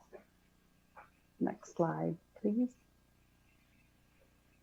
So I think it's important to underscore that we really feel that we collaborate with our community partners to address the needs. As Kristen Depre said, we are involved in some community initiatives. There are a few of us that are involved in Healthier Together through the substance use subcommittee and or the mental health subcommittee. So we're working more broadly with our community partners.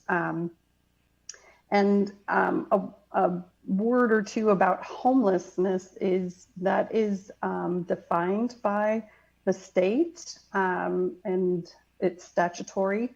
Unfortunately, what we need to live by is that living in homeless shelters or hotels does not constitute St. Croix County residency. So that's unfortunate, and we'd like to serve as many people as we can. And again, in a fiscally responsible manner, we need to also consider our county residents as well. So that's where emergency services would be available to them if in a hotel or emergency shelter or housing, such as Grace Place or a homeless shelter, they still would have the ability to access emergency services. Just not necessarily the ongoing treatment services that we offer within behavioral health. Next slide. All right. Kristen, do you have anything to add to that? I would just like to add when it comes to being able to provide ongoing services, if we do have the limitation of residency, we have those community partners that can provide services within Substance Use Programs for Change through Hudson Hospital and Amory, Arbor Place and River Falls, even restorative services under the leadership of Susan Caparelli. None of those programs have that residency requirement and would be willing to work with individuals. So if we can't, we do attempt to connect them with individuals that can, or agencies that can. And that's, I think, when we look at our mission and vision and talking about responding collaboratively to the needs of our community members, that really is where it lands, is in that relationship with other agencies, and how can we best support the folks in our community. I personally believe that substance use and mental health issues are bigger than any one agency, and we really do need that community response. So the fact that we have those relationships and can work collaboratively is really a benefit, I think, to those individuals presenting with either of those issues. Question, do we have any idea what the census of underserved or homeless people is? How many in any given time period or whatever? Do we have any feel for that? What our homelessness is like in St. Croix County? There will be a pit count that is going to be happening at the end of July. Currently, figures coming through Grace Place and other service entities within St. Croix County would estimate homelessness of counted individuals at this point at about 400 on any given night. That does not include children or the elderly, those who may be incarcerated, or those who may simply be out of reach. In other words, they are staying more than likely in a non-habitable building, or they are in a vehicle and they are traveling from point to point, from one parking lot to another to evade being detected by either persons who are out doing pit counts or by police. And I can tell you from the numbers that are in from Grace Place, which is not a day shelter or warming house, it is a residential shelter, that our numbers went from 19 persons last week and jumped to 69 persons this week. We currently have a waiting list of 50 persons, and those include families with children.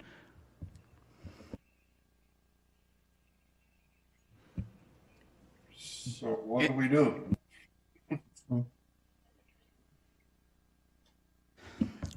The greatest issue that we see in homelessness is not necessarily a financial issue. It is a substance abuse and mental health issue that has gone untreated. Each time that a resident comes in to shelter, regardless of where the shelter is, they receive an assessment. That assessment does not necessarily put them into any other category other than what they report, because it is all self-reporting.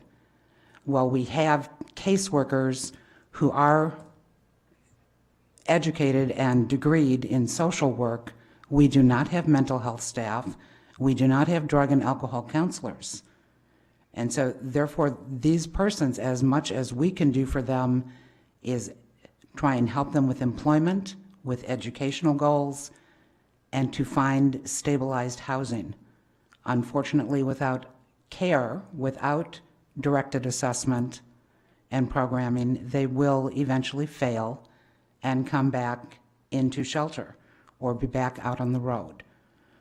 One of the greatest challenges that we have is persons who come into shelter within St. Croix County, they find a job, they get a home, they're given all the information about services provided by the county, about services provided by Great Rivers, Great Rivers Consortium, because most of them are on Badger Care.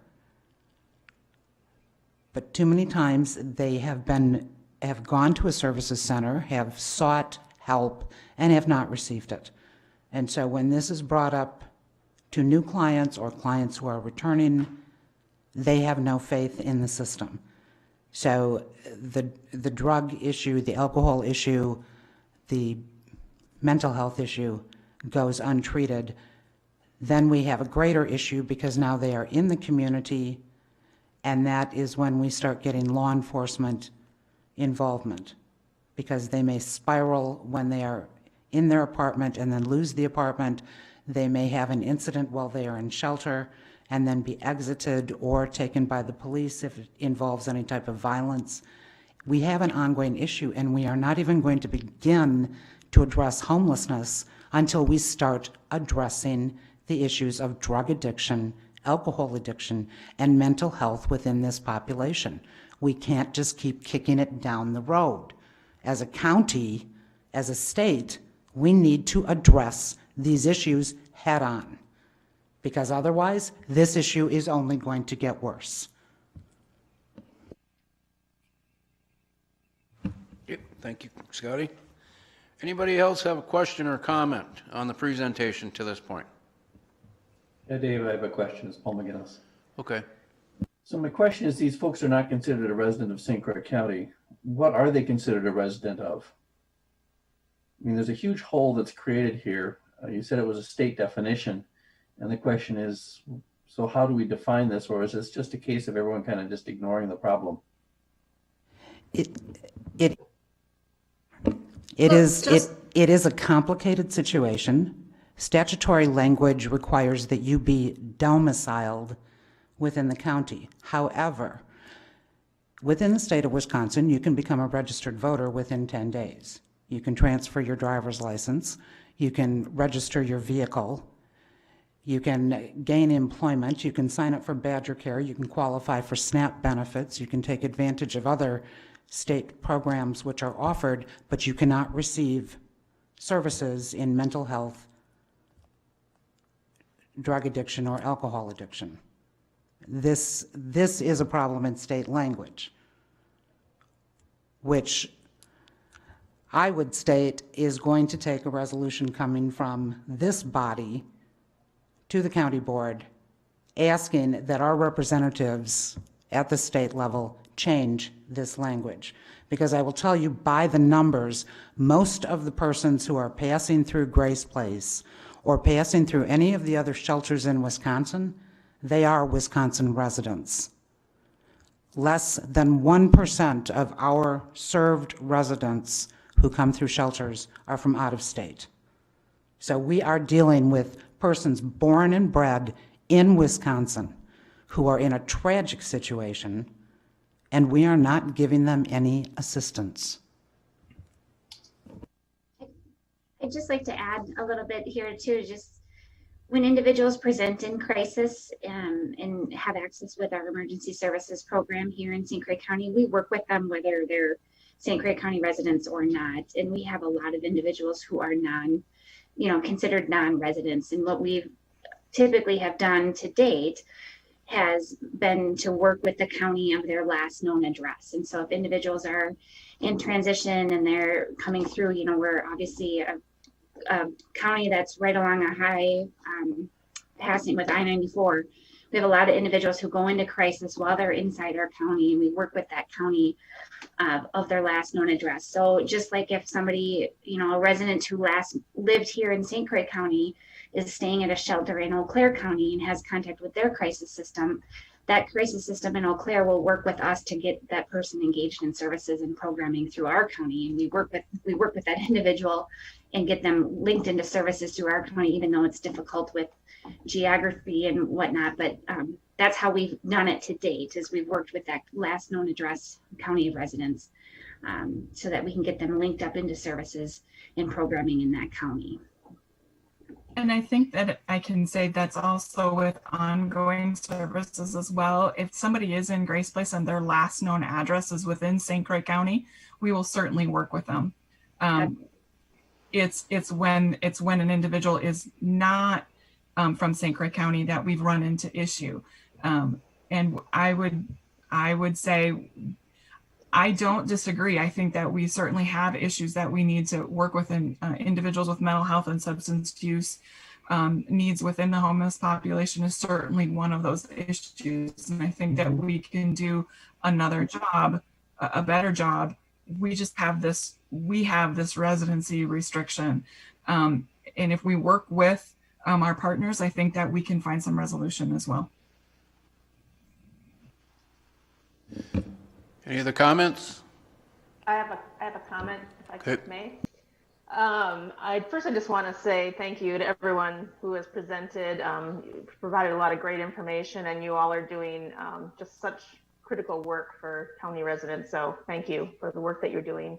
My question is, on multiple occasions, it was mentioned that because of COVID or just as we move forward, a lot of services are provided via telehealth or folks are connected virtually. And I'm wondering, in the work that you're doing, have you discovered any scenarios where really the infrastructure just doesn't support that? Are there any challenges with folks being able to connect, especially, I would think, more at our, the more rural parts of our county? And if so, how are you mitigating those challenges? I guess it's questions to anyone, really. But I can speak for behavioral health.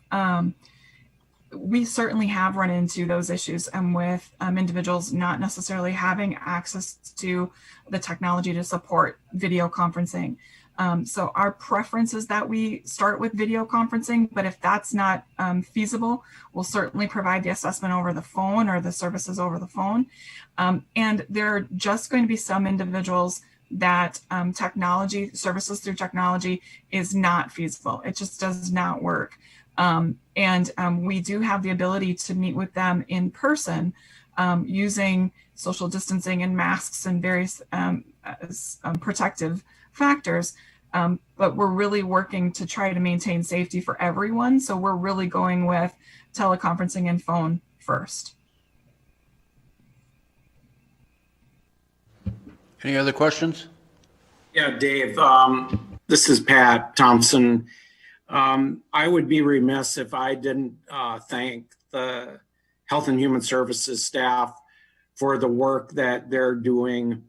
There is no good time for a transition that we as a department have gone through with the retirement of our director and our assistant director. But with the hiring of Bob Rort and the promotion of Julie, I just want to thank all the staff that have presented this evening. Kathy, Kristen, both Kristens, Julie, the staff that have stepped up into leadership roles on a temporary basis to keep the department functioning as well as it has. I couldn't be more proud of the department working through a very, very, very tough time and all stepping up into leadership roles in addition to their normal work. And, kudos and hats off to all of you. And I know we haven't heard from Kelly yet, and she's about ready to report. And so I might have a few words about some of the work of the Public Health Agency and Deb Lindeman, Sharon Reiser coming back to help out. It's quite a team.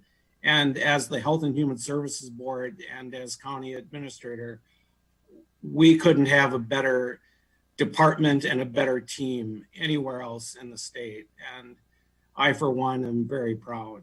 Thank you. And thank you, Pat. I think you said it all. We've got a great staff top to bottom. I thank the two Kristens and Kathy for a job well done. The board also would like to thank each and every one of your staff members. Please pass on our great thanks.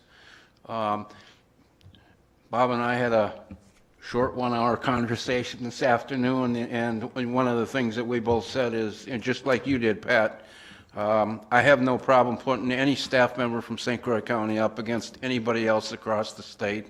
We've got the best of the best, and we should be proud of each and every one of them. And with that, we've almost gone 2 hours.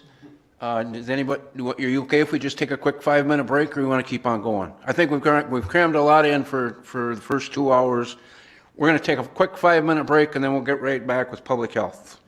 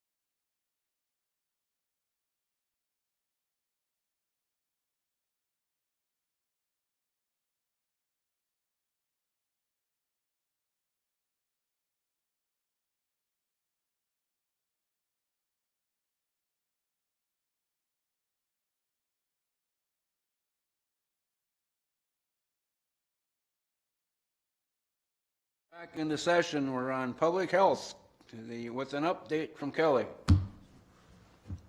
Go ahead, Kelly.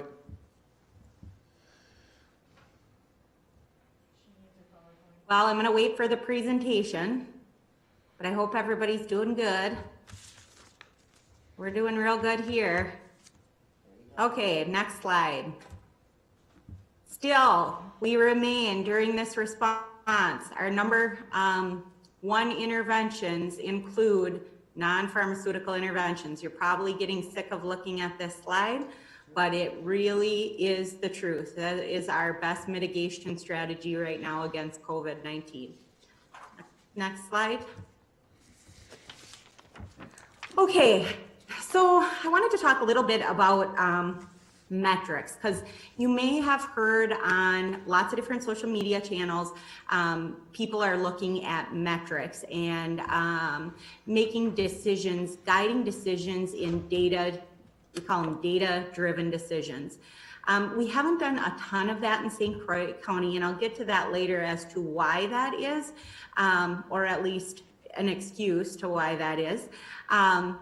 One of the things that comes out of the School of Public Health at Harvard is the Path to Zero.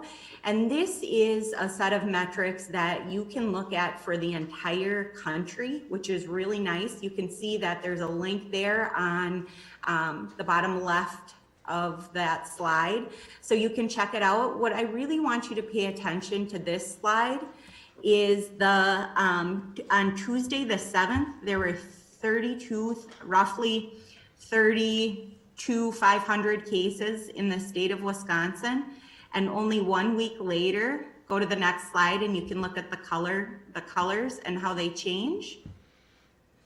Then we go to 36,000 across our state.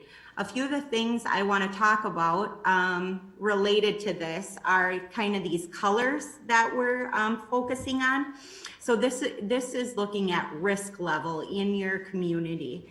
And a green is the lowest risk level, and it is titled On Track for Containment.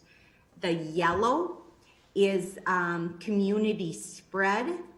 That's what the title is of the yellow, community spread, which indicates 1 to 9 cases per 100,000 people.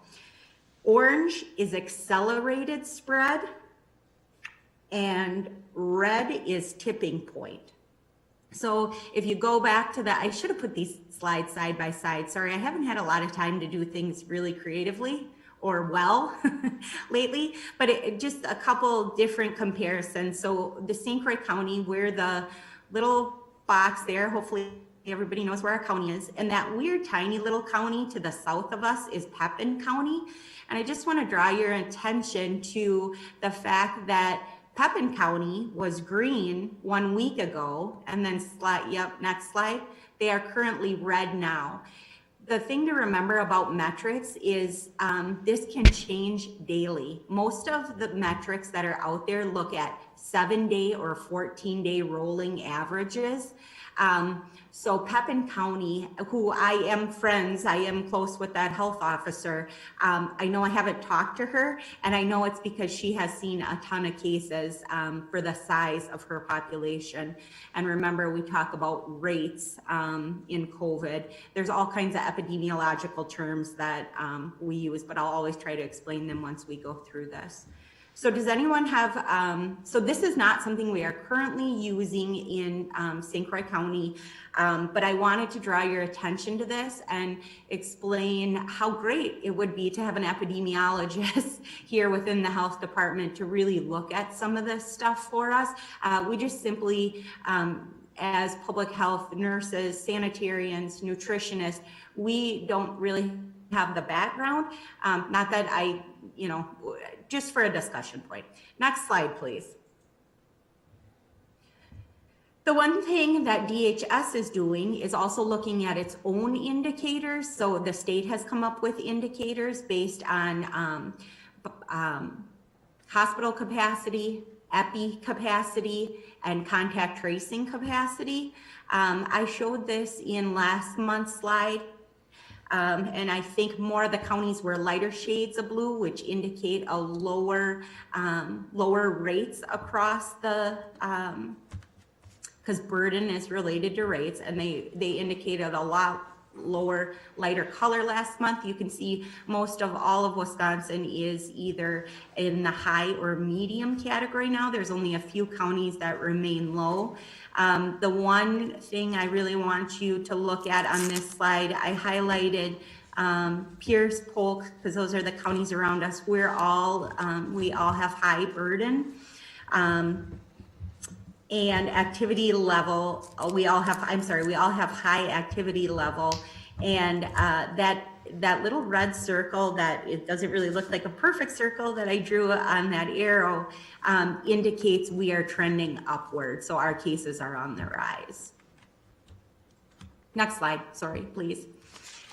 Okay, this was taken from our data dashboard yesterday. So I have updates for you as of today. Today we had 13 cases, so we are at total confirmed cases 317. We have had a significant amount of recovered people from yesterday to today. We're at 164, and we have 153 active cases. I just took this screenshot, but just keep in mind when you do use this tool out on our website, pay attention to the right-hand corner there. You can toggle along those tabs at the bottom, cases per day, recovered per day, cases per day versus the recovered, and then the case map by census tract, which is a direct link to DHS, where you can really look at what's going on within census tracts around the county. Next slide, please. Thank you.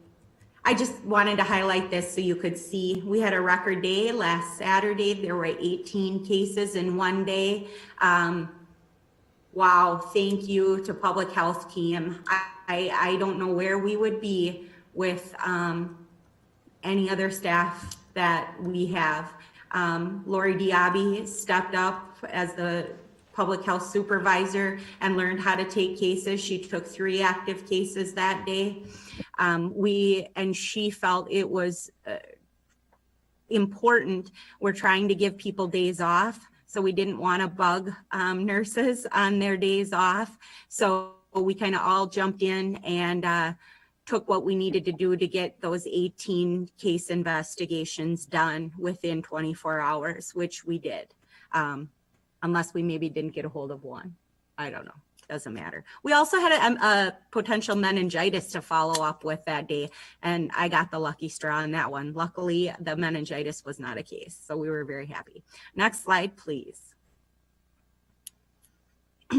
So these slides really look at those percent positives, and I learned this from our very own Dr. McGinnis this week on an earlier call.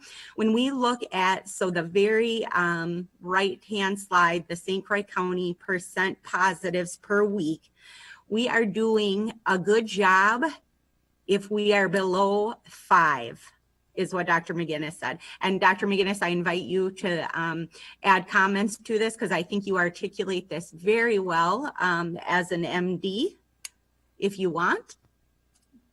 Sure. Just a brief comment. 5 is one of the metrics. The other metric is 3%. So this answers the question of, are we doing more testing? And if we're doing more testing, is all the increased numbers just simply due to the fact that we're testing more people? And what this tells us is that's not the case. We are seeing more cases, including the fact that we're doing more testing. So our number of people in our county who are testing and positive is increasing rapidly. So 5% up to 7%, and there's been days where we've been much higher than that if you track it on a daily basis. And this also is a concern because it means that the virus is more prevalent, and so it gets to a prevalence. If you're looking into some of the places like Arizona or Texas or Florida, which are having huge problems, those are up in the 19 to 20% range, and that's a real major concern. So long story short, we're not winning the battle. We're not winning the war. Is what this tells me. Thanks. Next slide, please. Here we look a little bit at the age groups. We like to break it down for you guys, that our 20-year-olds are proving to be our largest impacted age group. Although we have seen increases in people in their 30s through their 50s. If we should do some comparisons, and I'm so sorry I didn't have time to really think about how you can watch this data over time. So I didn't do that for tonight, but maybe for next month we can do some of that. We also had a very interesting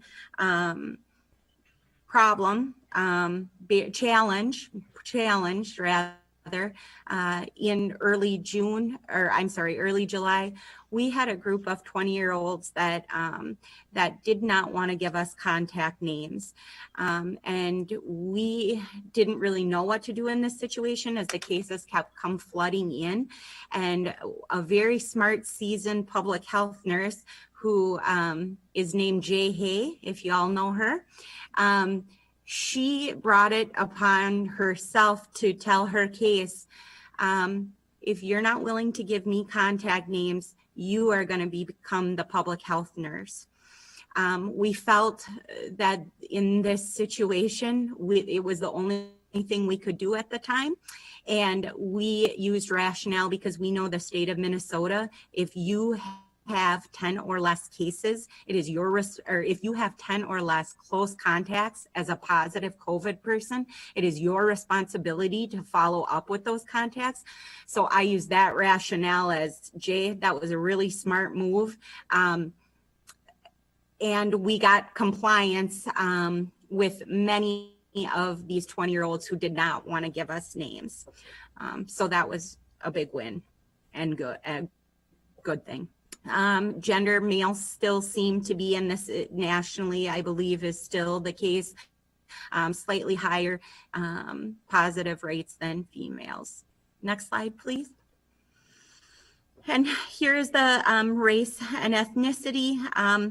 So 85% of all the cases we have had have identified with a particular race, and almost 75% are white. Of our cases, 81% have offered their ethnicity to us, and 15% are Hispanic or Latino, and that is slightly lower than the state's average. So I am happy about that. When I reported last month, we were right with the state average in regard to our Hispanic and Latino population, but that is a decrease for us, which is, it's probably, there's probably not a causal link, but I'm happy to see that as we know the disparities that ethnicity and race cause in society. So, I mean, it's still not great. Yeah, go ahead, Dr. McGinnis. Sorry. Kelly, one comment I want to make to the board is calling out something that's on your grouped by age slide, and the fact that of the cases we've had, that there are 11 of those that are under 10.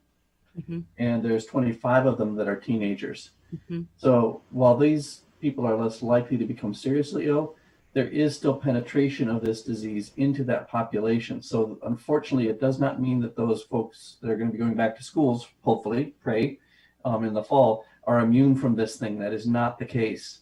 Mm-hmm. They can get it and they can spread it. And we have the data here in St. Croix County that shows that. Yeah, great point. Okay, I was asked to talk a little bit. Sorry, I threw this chart together and it is not as nice as some of the presenters you have seen today, but I need to make the case. If I don't make this case for the staff, no one else is going to, and I'm just going to hammer home for the size of our population. Our health department is very small. Very small. Similar jurisdictions to the size of our health department have anywhere from 50 to 80 employees. So we are doing all this work with a total right now of 18.8, so almost 19. We can't have an eighth of a person, although we do sometimes, which is me. 19 people we're doing this work with. We have had over 1,000 close contacts, and I just need to help paint that picture of how during a pandemic, let alone public health in general, minus a pre-pandemic state, we are in need of staff. So you can kind of look at this chart, and if there are questions about this chart. So the red numbers indicate people we have had conversations with and are coming on to the health department. And over the last week, we have had, well, today we had our 3 new employees here. We also shared an employee, I don't think she's represented on here. We stole a social worker. So really we're almost 20 employees. We stole a social worker from the healthcare center as well as CCS. She was in a transition period and she is amazing. And I'd love to keep her here in public health forever and ever. I'm sorry. I'm tired. I'm kidding. So if you have any questions about this slide, I will do my best to answer. Are there some plans, Kelly, then to try to staff up to meet the needs that you have? Yep. Sounds like you're on the road to burnout. This isn't going to be done for a while. If that's Natasha talking, we are burned out, yeah. Natasha, we are burned out. Yes, there are plans to do this, and I will also again point back to Dr. McGinnis and give him kudos to say, hey, he started talking to Fred and I, well, I think both, maybe more a little Fred, about this very early on, back in probably March. And we are,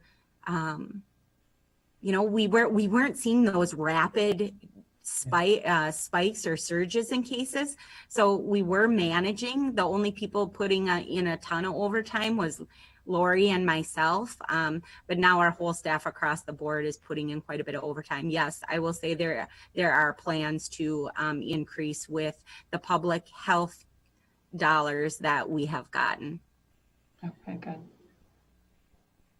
If I can comment, I think that the question and the concern raised, or that Kelly brings up, is one that's really valuable, and that the case numbers are rapidly increasing.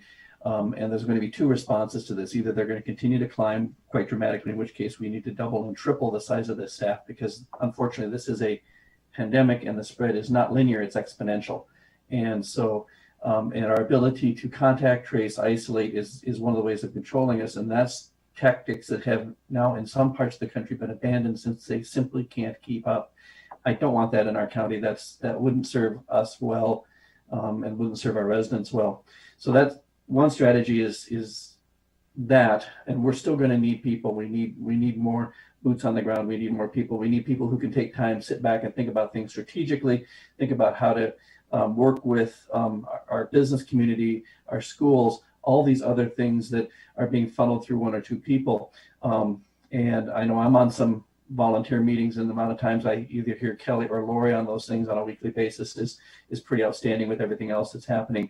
And as the numbers rise, they don't have time to do that. And so you don't have time to do the prevention. You're just simply trying to provide, stamp out the disease, and you don't have time to do the prevention to keep it from spreading further. The second piece of the puzzle is if we decrease the caseloads, then we don't need as many people. So I think we need people, but the question is how many. And double or triple is not an unreasonable expectation by September or October of this year to have staff to be able to adequately manage this disease in our community. And that's my real fear. So I think there's a twofold approach that needs to be taken. One is I think we need to elevate some folks, and we need to bolster that team as best we can and as rapidly as we can. I think the second approach is to think hard about what we can do as leadership in the county to really have an effect. And I'll have some comments about that in a little bit. But I think those are the 2 strategies that we really need to consider. Thank you for those comments. Any other comment or questions related to any of these positions? So these are our core positions within St. Croix County Public Health. St. Croix County Public Health, to my knowledge, has never employed an epidemiologist, but I brought that up a few slides ago. I think it would serve us very valuable in a pandemic, and even after the pandemic goes away. There's so many skill sets that epidemiologists have that nurses or nutritionists or environmental health staff, preparedness staff don't have.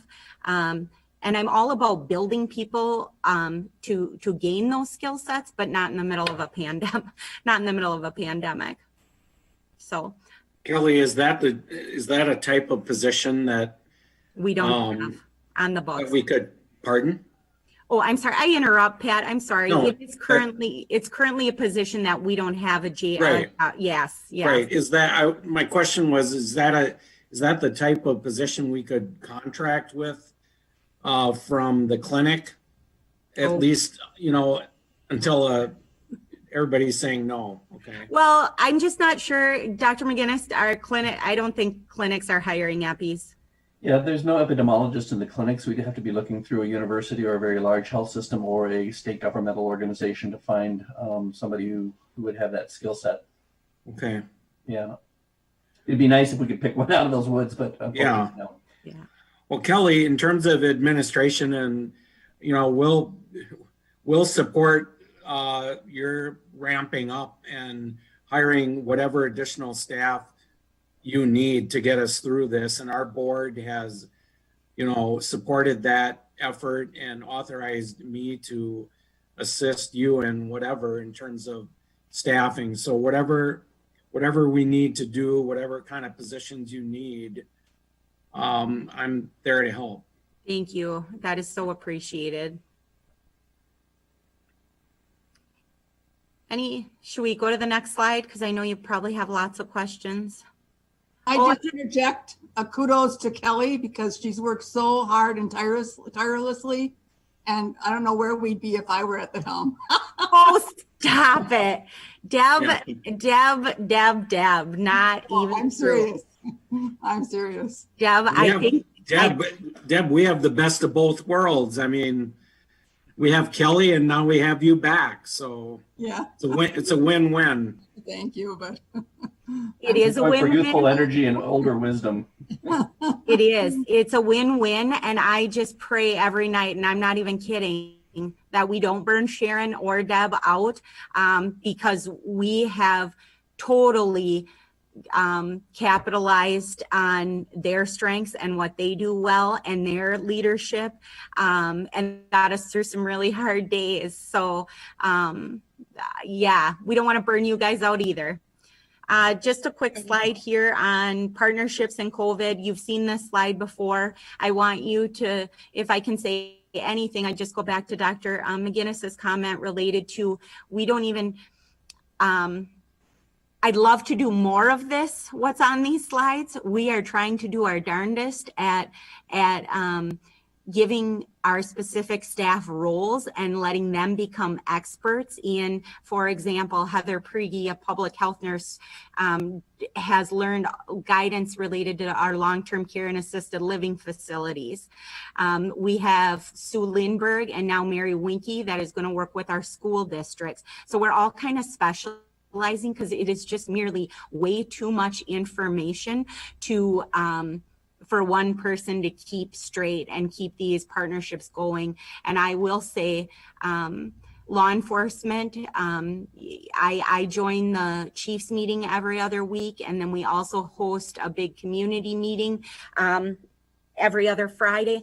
But it would be very helpful to really use our staff who have that relationship and those collaborations already established to do some of that community work related to COVID and allow new people to do contact tracing. And that is part of our plan, which I think Natasha asked about, what is the plan?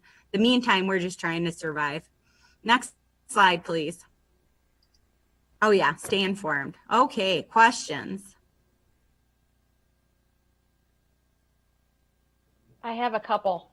So in Pierce County, they've had a bunch of I don't know if it's technically called an outbreak, but a lot of cases in their downtown establishments, and they've put out media releases related to those. They've worked cooperatively with the businesses to say this is happening, because it's impossible to contact trace a bar, right? Like, how are you going to know who is in that establishment?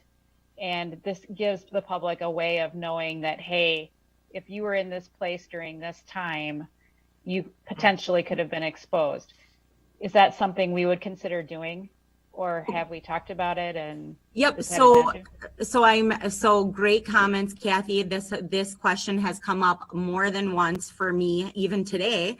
And my response really has been to that. It isn't exactly impossible to contact trace within the bar setting. It is a headache and it's time consuming.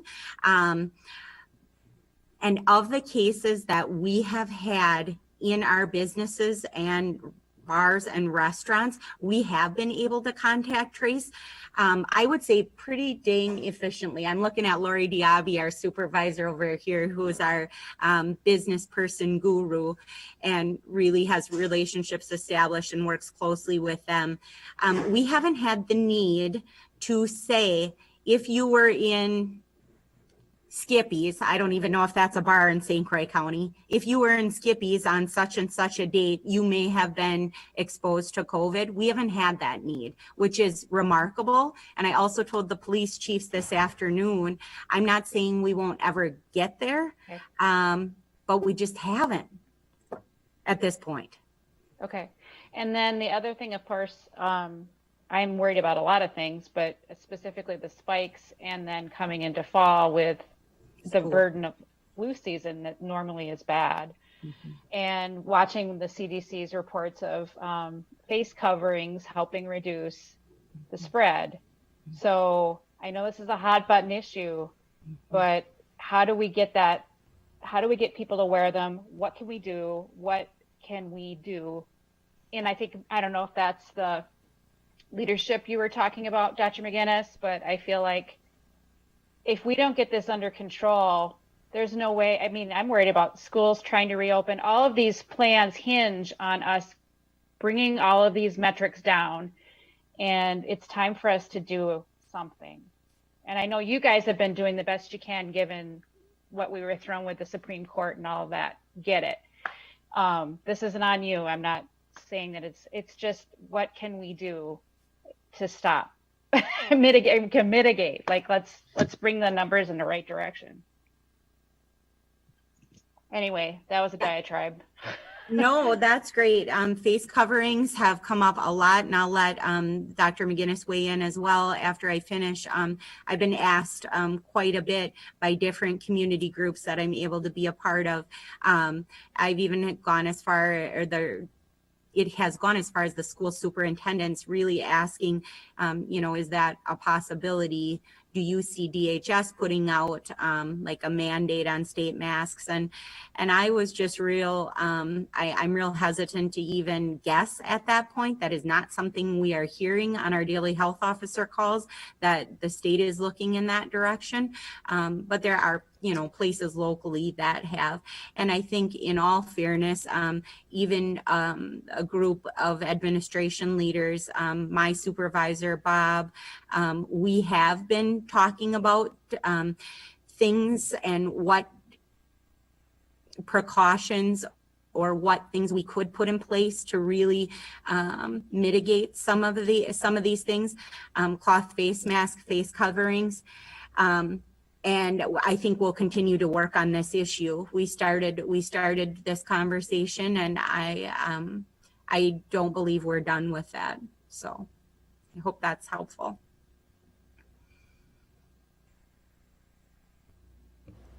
Any other questions or comments? Yeah. Minnesota, they seem to be doing an awful lot of testing, and drive-up testing and so forth.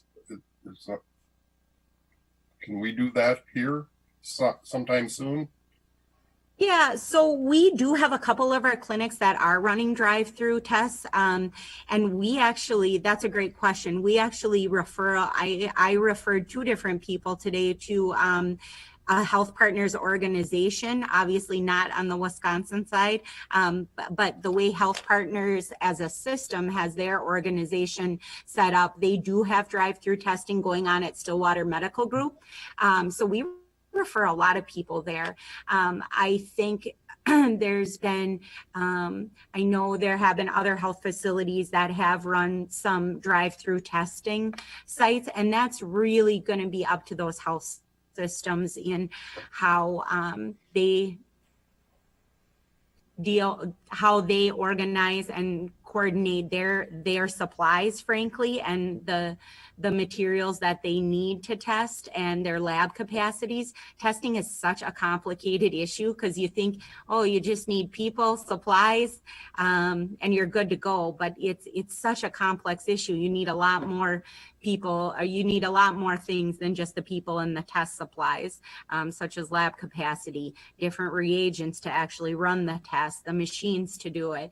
And I am on that statewide group that we're still meeting on Monday and Thursday evenings, looking at a statewide testing strategy plan.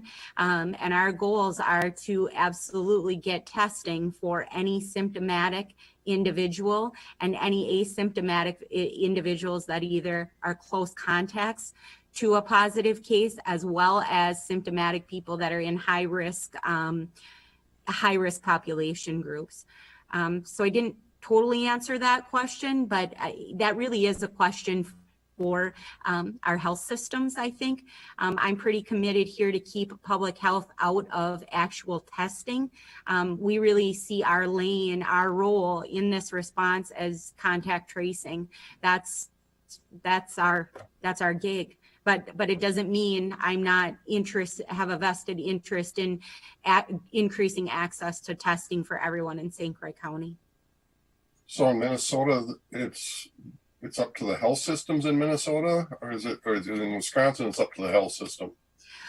Well, I think what I hope to happen is a community conversation with hospital leadership, which we have met twice this summer. And I was able to join them for a call last week. They had another meeting, and I think it's got to be a community conversation about what are the resources we have here, who has the capacity, and how do we want to get this testing done.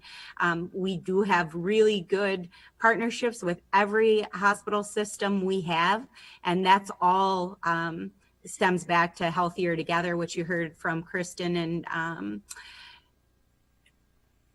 Kathy. Oh, I'm sorry, Kathy Houston. I just drawing a blank. About earlier. So more to come. Any other questions? Go ahead. More to come when? Yeah, I mean, we keep pushing it off. Sounds like, No, I'm not pushing it off, sir. I know you're not, but that's what it sounds like. Maybe it would be helpful if Kelly, I know there's a list out there, I just don't have it in front of me, of where all the testing locally is available. Where is the drive-up testing? Where is the in-house testing? I know at Western Wisconsin Health, we have appointments available all the time. We test anyone. And I'm pretty sure that's most of the health systems now. So maybe we could get that information out. Would that be helpful, Greg? Because I think that is important for people to know where they can get tested. Yeah, I mean, nobody knows where to go. It's on our website. And maybe we aren't doing a good enough job at promoting that. And maybe it could be put with the minutes as well for this meeting. Mm-hmm. I think right now, Greg, we're fortunate in this area that we have the access to health systems that have capabilities to do testing quite readily, and actually with a fairly rapid turnaround, much more rapid than in other parts of the country. Also, we're not at the point of having so many people that have overwhelmed that system, so that the need for the kind of drive-through testing you're seeing on the news is probably less at this point in time. That could change, but at this point in time, the clinics, the hospitals are able to handle it through their urgent care operations or their regular clinic operations or their emergency rooms, and they're pretty well set up for that. So. Is it up to the individual to pay for that testing, or is it free, or is it what? Yeah, that's a whole nother great question and issue that I don't even believe our healthcare systems fully have this figured out. This topic on payment is also on the statewide testing strategy group that meets. Currently, right now, nobody should be having to pay for an actual test. However, I think there are surcharges going that are packaged with somebody going into getting a test. I'm not hearing a ton about it locally, but I know other parts of our state have. I've had a few, probably a handful of people. Either one, they won't get tested because they want to know how much it's going to cost. And that's why we encourage everybody, call these people on the list. So that's the document that Natasha just referenced, because we know we have touched base with all of the systems and said, how does it work at your facility? Do you have to be a patient of record? Can you just call? Can you just show up? And all those instructions are on that table that Natasha talks about. Payment is not addressed on that issue, and I think it's a good one. And I'll just be really honest, and Natasha, invite you to discuss, and maybe this is out of your wheelhouse with the wellness, the work that you do, but I do know payment, it has been a struggle even for providers to manage and deal with. Yeah, I can't speak much further than that either. I also know it's been an issue, and there have been several people who've, thought they had coverage and found out they did not. So I think that's another problem to work through. And Greg, also, if you want to go onto the county website, right on the home page, and if you click on the emergency alert, you don't have to scroll very far, and right there it's got where can I get tested for COVID-19 in Pearson St. Croix County. The area providers that are listed there, phone numbers and the whole works. So if that helps you out too. Anything else? Any other questions? Go ahead. I do have another question. I'm sorry, Dr. McGinnis. Go ahead. Should I go first? Okay. Well, we know the percentage has been very high of asymptomatic positive COVID cases, which obviously does kind of relate to that whole mask question as well. I'm just wondering, is that a metric that you're also tracking then? The asymptomatic patient or positives? No, we are not tracking that, but I think that is something we could likely pull from our system with not a ton of trouble. Okay. I just know here we're seeing very high percentages of asymptomatic positive cases, and sorry, I lost my screen for a second there. And I guess my concern would be, obviously, if people are asymptomatic and they are unaware, they could be spreading it and aren't wearing a face covering. That's really a big concern. You bet. Yeah. I guess I just had some comments and a couple requests. And I'm concerned. What I'm seeing with the trends and the patterns have me concerned about what's going to happen in St. Croix County over the next few weeks and over the next few months. And I think that it's a time for action, as I talked about earlier. And if we don't act now, we'll be faced with problems on down the road in a much greater extent than we already are. And those are economic problems, educational problems, as well as health and safety problems. So this is a broad stroke that impacts us all in many ways we don't want. Since we last met, we know a little more about this pandemic. It's spread through the air. So even without symptoms, as Natasha alluded, I'm spraying that virus everywhere I walk, everywhere I go. And it doesn't care. It doesn't care who it infects. It doesn't care who it comes in contact with. And the numbers are pretty consistent. Around 40% of spread is asymptomatic. And 40% of people who are infected don't know they have this thing. It's somewhere between 30 and 50, and it's really settled in about 40. So I think we'll find similar numbers in St. Croix County. Also, it's become really clear that the 3 W's, the washing your hands, the wearing a mask or face covering, and watching your distance are the things that work. And they work very effectively. There's been multiple areas of the world multiple areas of this country that have shown that. New York has some great numbers, even though the numbers were horrible back in March and April. And frankly, Wisconsin is now on the restricted travel list for New York as of Monday, and Minnesota. So, we're again in that part of the country that they're saying, don't come here. Or if you do, you have to stay put for 14 days and not see anybody if you have something you have to do in New York. That's not a good place. Also, we know that this thing spreads a lot faster indoors. So indoors in confined spaces, outdoors probably much less risk. And that may be related to something called aerosol, and that's a whole other discussion. And long story short, you need to stay home if you're sick. And these measures work, and they work consistently. Since we last met, the number of cases in St. Croix County cumulative has gone from 128 to 317. It's not quite 3 times, but it certainly is more than 2.5 times. And that's a concern. And if you look at how that curve is going, it's going up faster. The number of active cases now at 153 today, where it was 69 2 weeks ago. So it's doubled in 2 weeks. That's a concern. If it doubles in 2 weeks, we're at 300. If it doubles in 2 weeks, we're at 600 active cases. And that's why you heard me make the comment about the needs for public health staff, because if that occurs, and it looks like that's the pattern unless something changes or we change, that's what my concern is. The other piece about this, I think, is for each of those cases, on average, there's about 5 close contacts, and that number may be a little bit higher. Early on, it was 1 or 2 because people were staying put. No, now we're out and about more, and there's good and not good reasons for that. But those 153 people translates to 800 people of our citizens that are asked to quarantine because they've had close contact, and the 153 are asked to isolate because they have the disease. That's 1,000 people in our county today who should not be out in close proximity to their family. They should not be leaving their homes. They should not be going to work. They should certainly not be socializing, shopping, or dining out.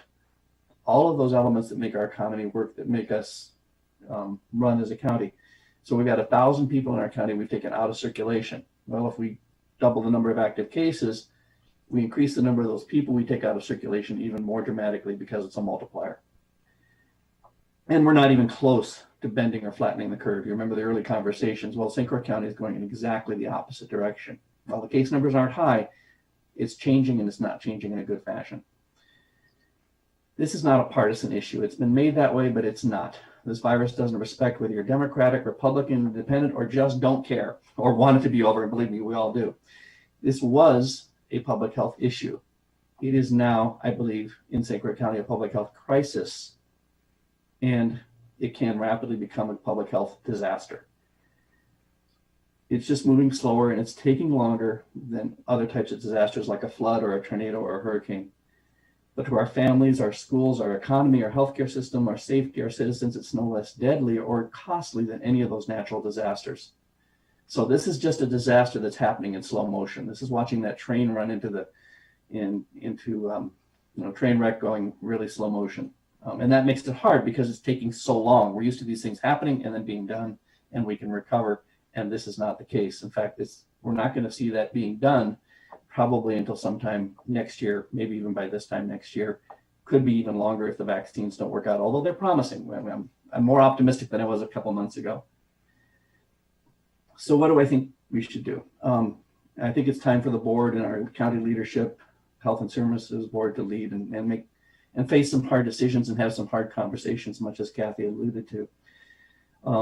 I think our county administration, public health, and cooperation with our elected officials need to set parameters for this crisis. And this is related to, okay, what levels do we do what actions?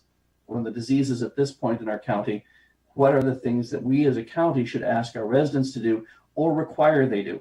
I don't want to get to any type of requirements, but we may have to get to that point at some point to protect the health and safety of our citizens. Because I don't want this to become a disaster. And those are the questions we're asking. Unfortunately, the tools we have are not great. We don't have a vaccine. We don't have medicines that keep you from getting this. So at what levels of infection do we require masks? Decrease gathering sizes, close areas of high risk. When and how do we enforce isolation and quarantine retirements and make people stay home? Again, I don't want to do that. But if people don't do it voluntarily and we have an explosion of this, or it gets into a nursing home and starts to really cause us some deaths, how do we manage that?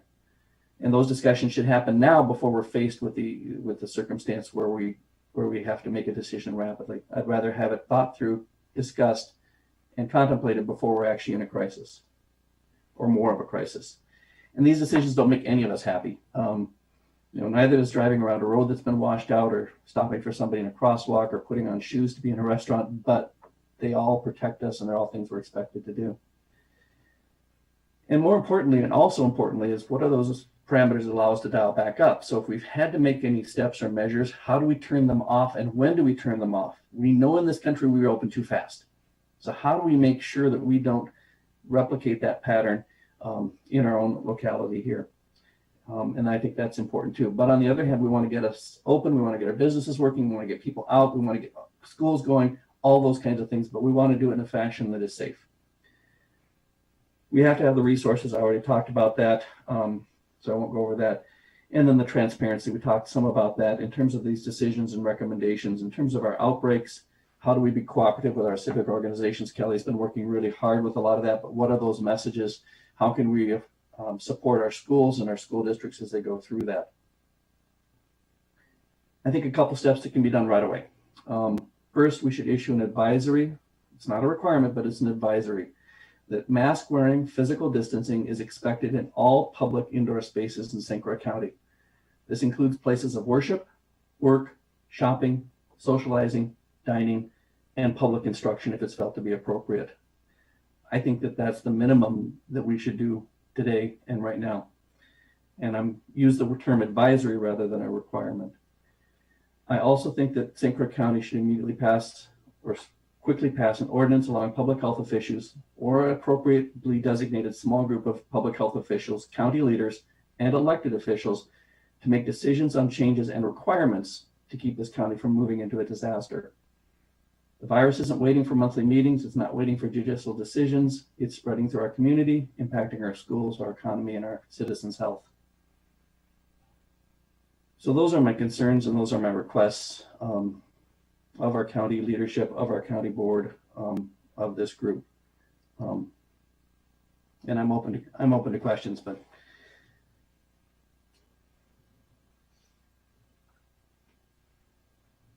and probably the last thing I would say is a real genuine thank you to Kelly and to her teams.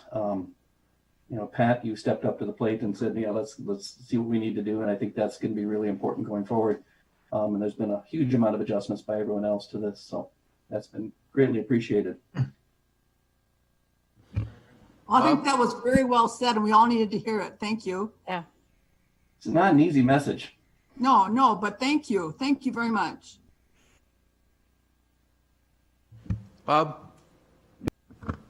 Yeah, Dr. McGinnis, thank you for those comments. And I want to say that I share your concerns, as we all do.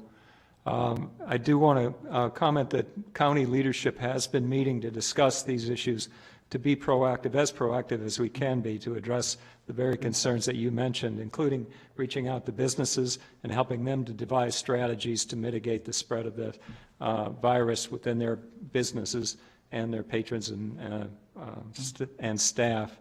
In addition to that, part of the challenge has been to build up the resources in the public health division just to maintain the current response that we're able to provide. And we're doing that, I hope, faster than the virus is spreading, but we'll find out, I guess. The other thing I wanted to mention quickly is there are different ways to approach this, probably all at the same time. But when you look at policy and you look at interventions, those are two definite arms that we have to consider. And we have been considering the implications of any policy changes or how interventions can be offered, like contact tracing and testing and all of those things to meet the demand. But the other piece is also paying attention to public perception, as you alluded to, of the virus itself, and how to collectively, as communities, collectively come together to recognize that our behavior is really our only defense against this virus at this point. And having the ability to shape perception in the communities around the wearing of protective equipment or doing very basic things like distancing, physical distancing, and other safety measures can really, through a voluntary and concerted effort, community members can help to stop the spread and keep businesses open and keep everything going if we can change perception and address some of the misinformation that's out there, minimize the confusion, and really, I think, help people understand the role of public health, the function of public health, which has always been to protect the public's health. This is a long way of saying we are addressing the issues that you raised, and I think we're doing them as quickly as we reasonably can to arrive at some action steps. But we don't want to do it too quickly and create more problems than we already have, if that makes sense. Those are my comments. Yeah. Thank you. And I think with that one, we're going to move on. Kelly, I would like to thank you and your entire staff. You guys are second to none, and you've got 90,000 residents that all our hats are off to you and your entire staff. After your long days, don't be afraid to go home and hug that loved one and let those kids at home know that you love them too, because they care about you. Thanks, Dave. Hey, I just want to, while you guys were talking and discussing, I was able to pull that report that you were looking for. So since June 1st, now this is really rough data, but it looks like 16% of our 88 cases were asymptomatic. So not quite as high as 40, but 16, and that's surprising to me. I didn't think it was that high, honestly, because we do a really good job with those investigations and ask, well, did you have any symptoms? Were you mildly symptomatic? Although we can't record if they're mildly symptomatic, I think 16% is really high for us. So thank you for listening. And thank you again, Kelly. Thanks, Kelly. Okay, we're going to move on. Down to item number 3 is summary of a request for application for hub and spoke behavioral health home pilot. Bob.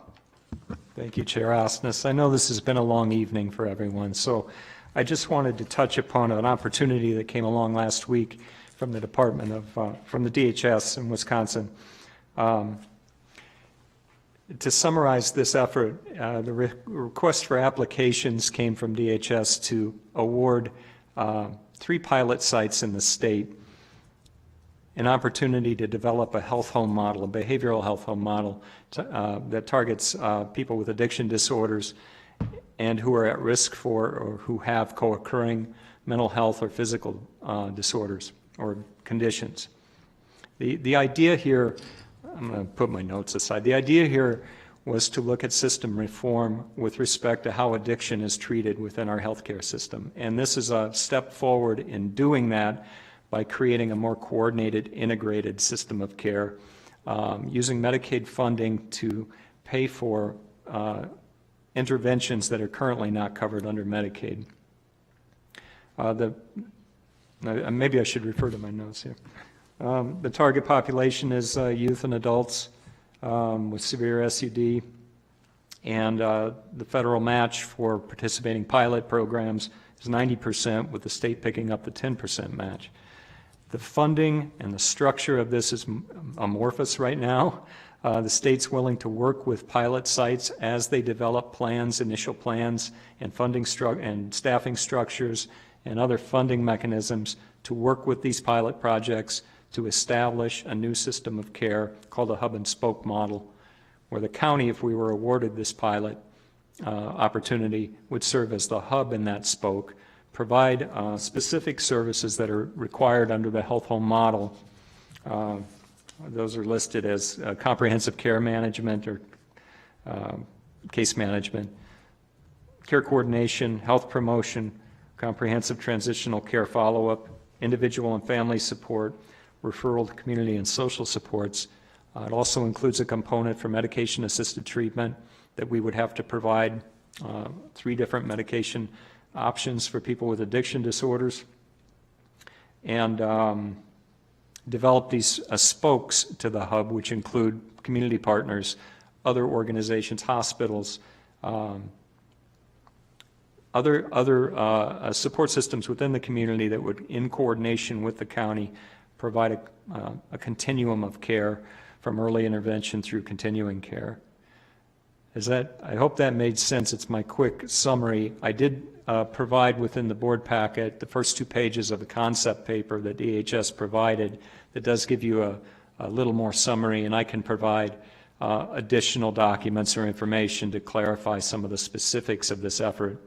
Bottom line is we have until August 24th if we want to apply for this. There would be no award, no financial award. It would simply be, we would be selected as one of the pilot sites, hopefully, and then from there develop with DHS a plan and a financial reimbursement structure as we work through the details of this. So it's really not well defined at this point, other than to look at it as a first step towards system reform to bring addiction care into the realm of healthcare and away from acute episodic care towards longitudinal care with the proper dosage of services for the proper matching the proper severity of the illness. Quickly, I've spent the last 8 years in Minnesota deeply involved in substance use disorder reform efforts there, withdrawal management reform efforts. We were successful in Minnesota in getting several additional services approved through Medicaid as a part of the Medicaid benefit, including withdrawal management, which is leading to an expansion of those services statewide in Minnesota. It's also created a network of consistent strategies for how to assess and treat addiction care through the use of ASAM criteria, which is the American Society of Addiction Medicine, a widely accepted placement and assessment tool and placement tool. I feel like I'm rambling here at 7:30 in the evening, but I would take some questions if you had any, and I was just asking for your support in applying for this through this RFA to be one of the pilot sites in the state. And I'd rather be on the leading edge of this than following someone else in this process. Any questions, comments? The comment that I will make regarding this, and first, we're going to make a motion to go forward. I will make a motion to go forward with the application for the Hub Pilot Program grant. Okay, is there a second? Second. Holy cow, we got seconds. We got everybody seconding this Okay, one. now I'll go Now forward. we'll have a little discussion. What this Hub Pilot Program would allow for is, one, St. Croix County can be the leader within the state, because within this particular development of program, we would have the ability to serve those individuals who are homeless, who are not residents of St. Croix County. We would also have the ability to bring in the support of organizations such as Salvation Army and United Way. It creates a unison partnership with the county as the hub. And then all of the spokes are these phenomenal partners that we essentially work with every day and just don't realize it. But on this particular issue, this can be a game changer. And when we look at the balance of state in Wisconsin and the continuum of care in dealing with the homeless population, this is the spoke that's missing from that particular wheel, is a program such as this. St. Croix County can lead the way in the state and set the standard. Thank you. Any other comments? If I could, Chair Osnes.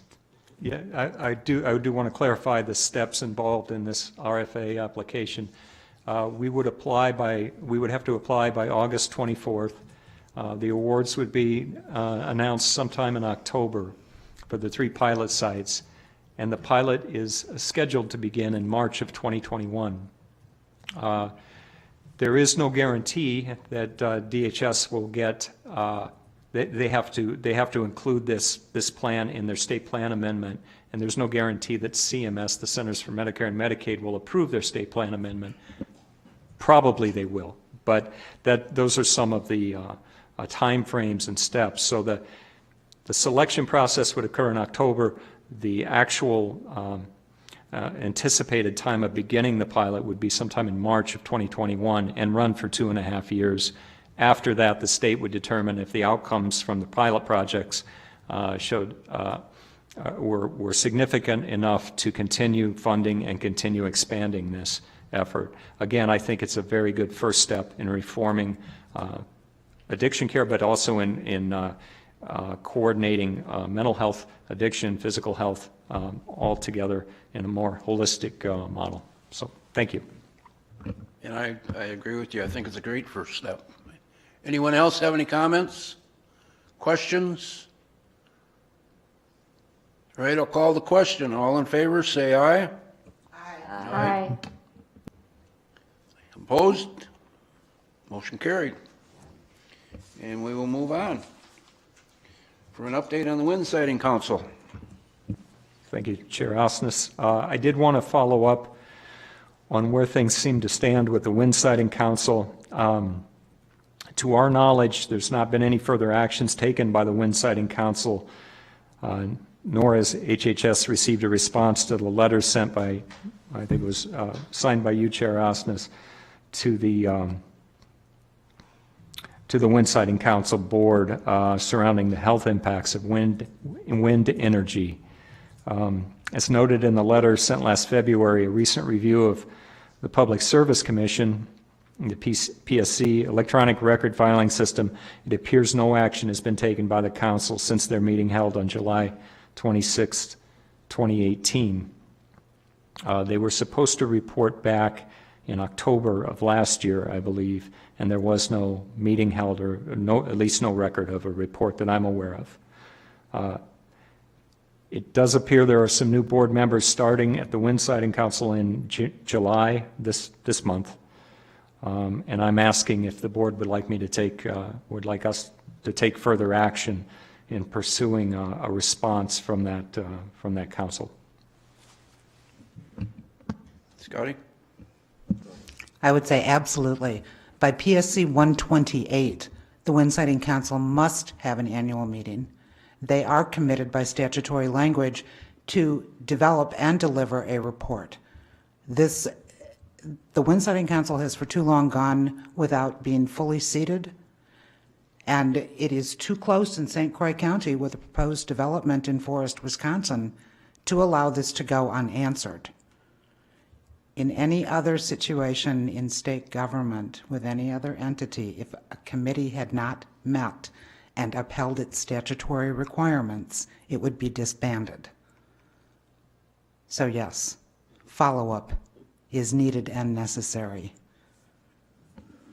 And if I can, just really quickly, so Fred Johnson and I were part of this WALDAB Wind Siting Council group, and just to be very honest, when COVID came, this really got pushed to the back burner, and our state organization WALDAB is managed by a company called Badger Bay, and they coordinate some of those meetings.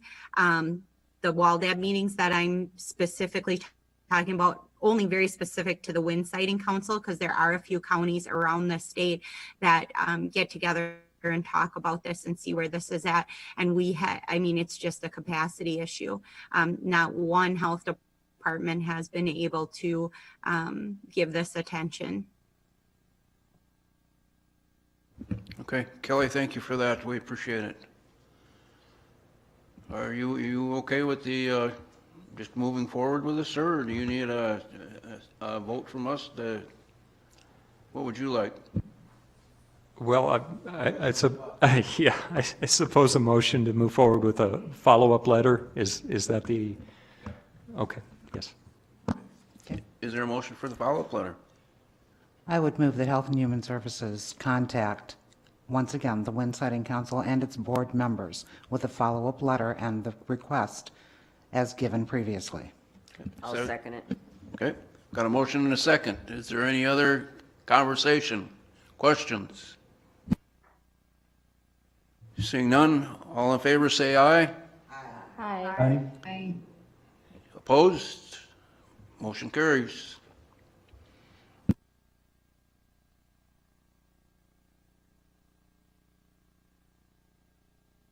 Okay, and we'll get into our last item. And hopefully Faye is still smiling. Our monthly financials. Faye. Yep, I'm here.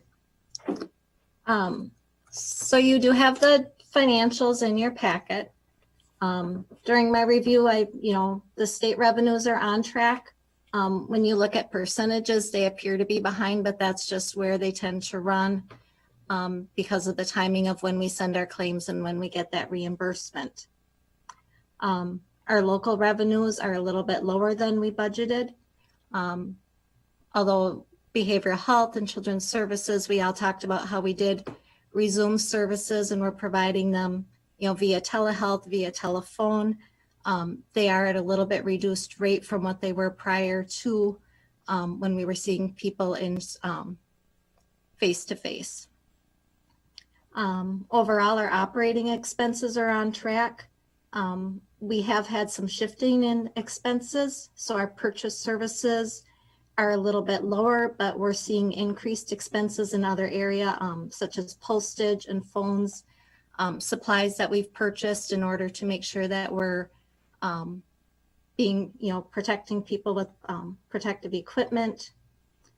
Some of these expenses that were directly related to COVID are eligible for grant reimbursement, so we're continuously looking to see those opportunities of, CARES funding and routes to recovery of where increased expenses and actually decreased revenues, where that funding is available to help offset those costs. Any questions regarding Health and Human Services? I have a question, Faye. Do you foresee any concern about telehealth being reimbursed through this pandemic? I mean, I know there are some concerns at least, and maybe even the behavioral health and substance use disorder staff could speak to that too. I know there's definitely concerns about reimbursement. It's not as good anyway as face-to-face, but this could go on for a while and that the reimbursement might not continue to be available. So what we've seen is specific to the state of Wisconsin. So CMS had updated guidelines with respect to telehealth that really said any location is available. So we were previously certified through telehealth. We're fine providing telehealth. During temporary guidelines, so when we were in that stay-at-home order, the locations were all covered. You could, the therapist can be at home, the patient can be at home, all of that was covered. What we found out is when the stay-at-home order ended, some of those temporary guidelines or loosening of locations changed, and so we're individually, counties are applying for a waiver to make sure those continue to be covered, and that's for this DHS state programs. Okay. What I've seen with commercial insurances, so like, United Healthcare is a big one. They are continuing through September 30th to honor all those temporary guidelines. So it was modifiers that we put on our claims to indicate that we're providing these services under temporary guidelines. So the reimbursement has actually been the same because we're providing them with the same effect as if they were provided face-to-face, just through these temporary technologies. Okay. Does that help? Yeah, I think so. I guess I just I'm curious about that because I know there's going to be concerns about reimbursement and how long, of course, this will last with the pandemic. But many of those services can be provided, I think, effectively through telehealth too. So just something that maybe we could continue talking about because this board could certainly support that too, I'm sure. Okay, yeah, absolutely. I'll keep monitoring that. That is one of those, we get a lot of emails. I'm on a lot of listservs and continuously looking at that to make sure the billing is, that we're maximizing everything we can. Okay, thank you. So I'm going to jump forward to the health center campus. And that's on page 73 of the report. So this report for the health center has expenses through June, but it's revenues through May because of the way our Medicare billing is and all of the consolidated billing that we do under Medicare A. We have to wait for all those outside providers to come in. So those expenses, it takes longer for them to get in and for that Medicare A billing to get done to record that June revenue. So, you know, sometimes we get lucky and it's here by the 15th. Right now they're still working on that. So that will be in there next month. As we've talked about many times, the nursing home census is lower. The elective surgeries are not happening. So, they're not getting in those short-term rehab placements that drive a lot of their revenue. But we did have a lot of federal funding that came through. So they had two different CARES money that they received, general relief and one other one. So that money is currently in deferred revenue. As I track those expenses and track those losses, we'll move that money from deferred revenue to revenue. We just have to make sure that we're not double claiming any expenses or double claiming any losses. They are continuing to accept admissions. So as they come in, they're accepting them. They are continuing to accept admissions at Orchard View. And again, so both of those are showing losses right now, according to the reports. But as that June revenue comes in, those will get closer to even out. And then as we post that money that they received as grant money, they should show a positive balance. Any questions for me on the nursing home financials?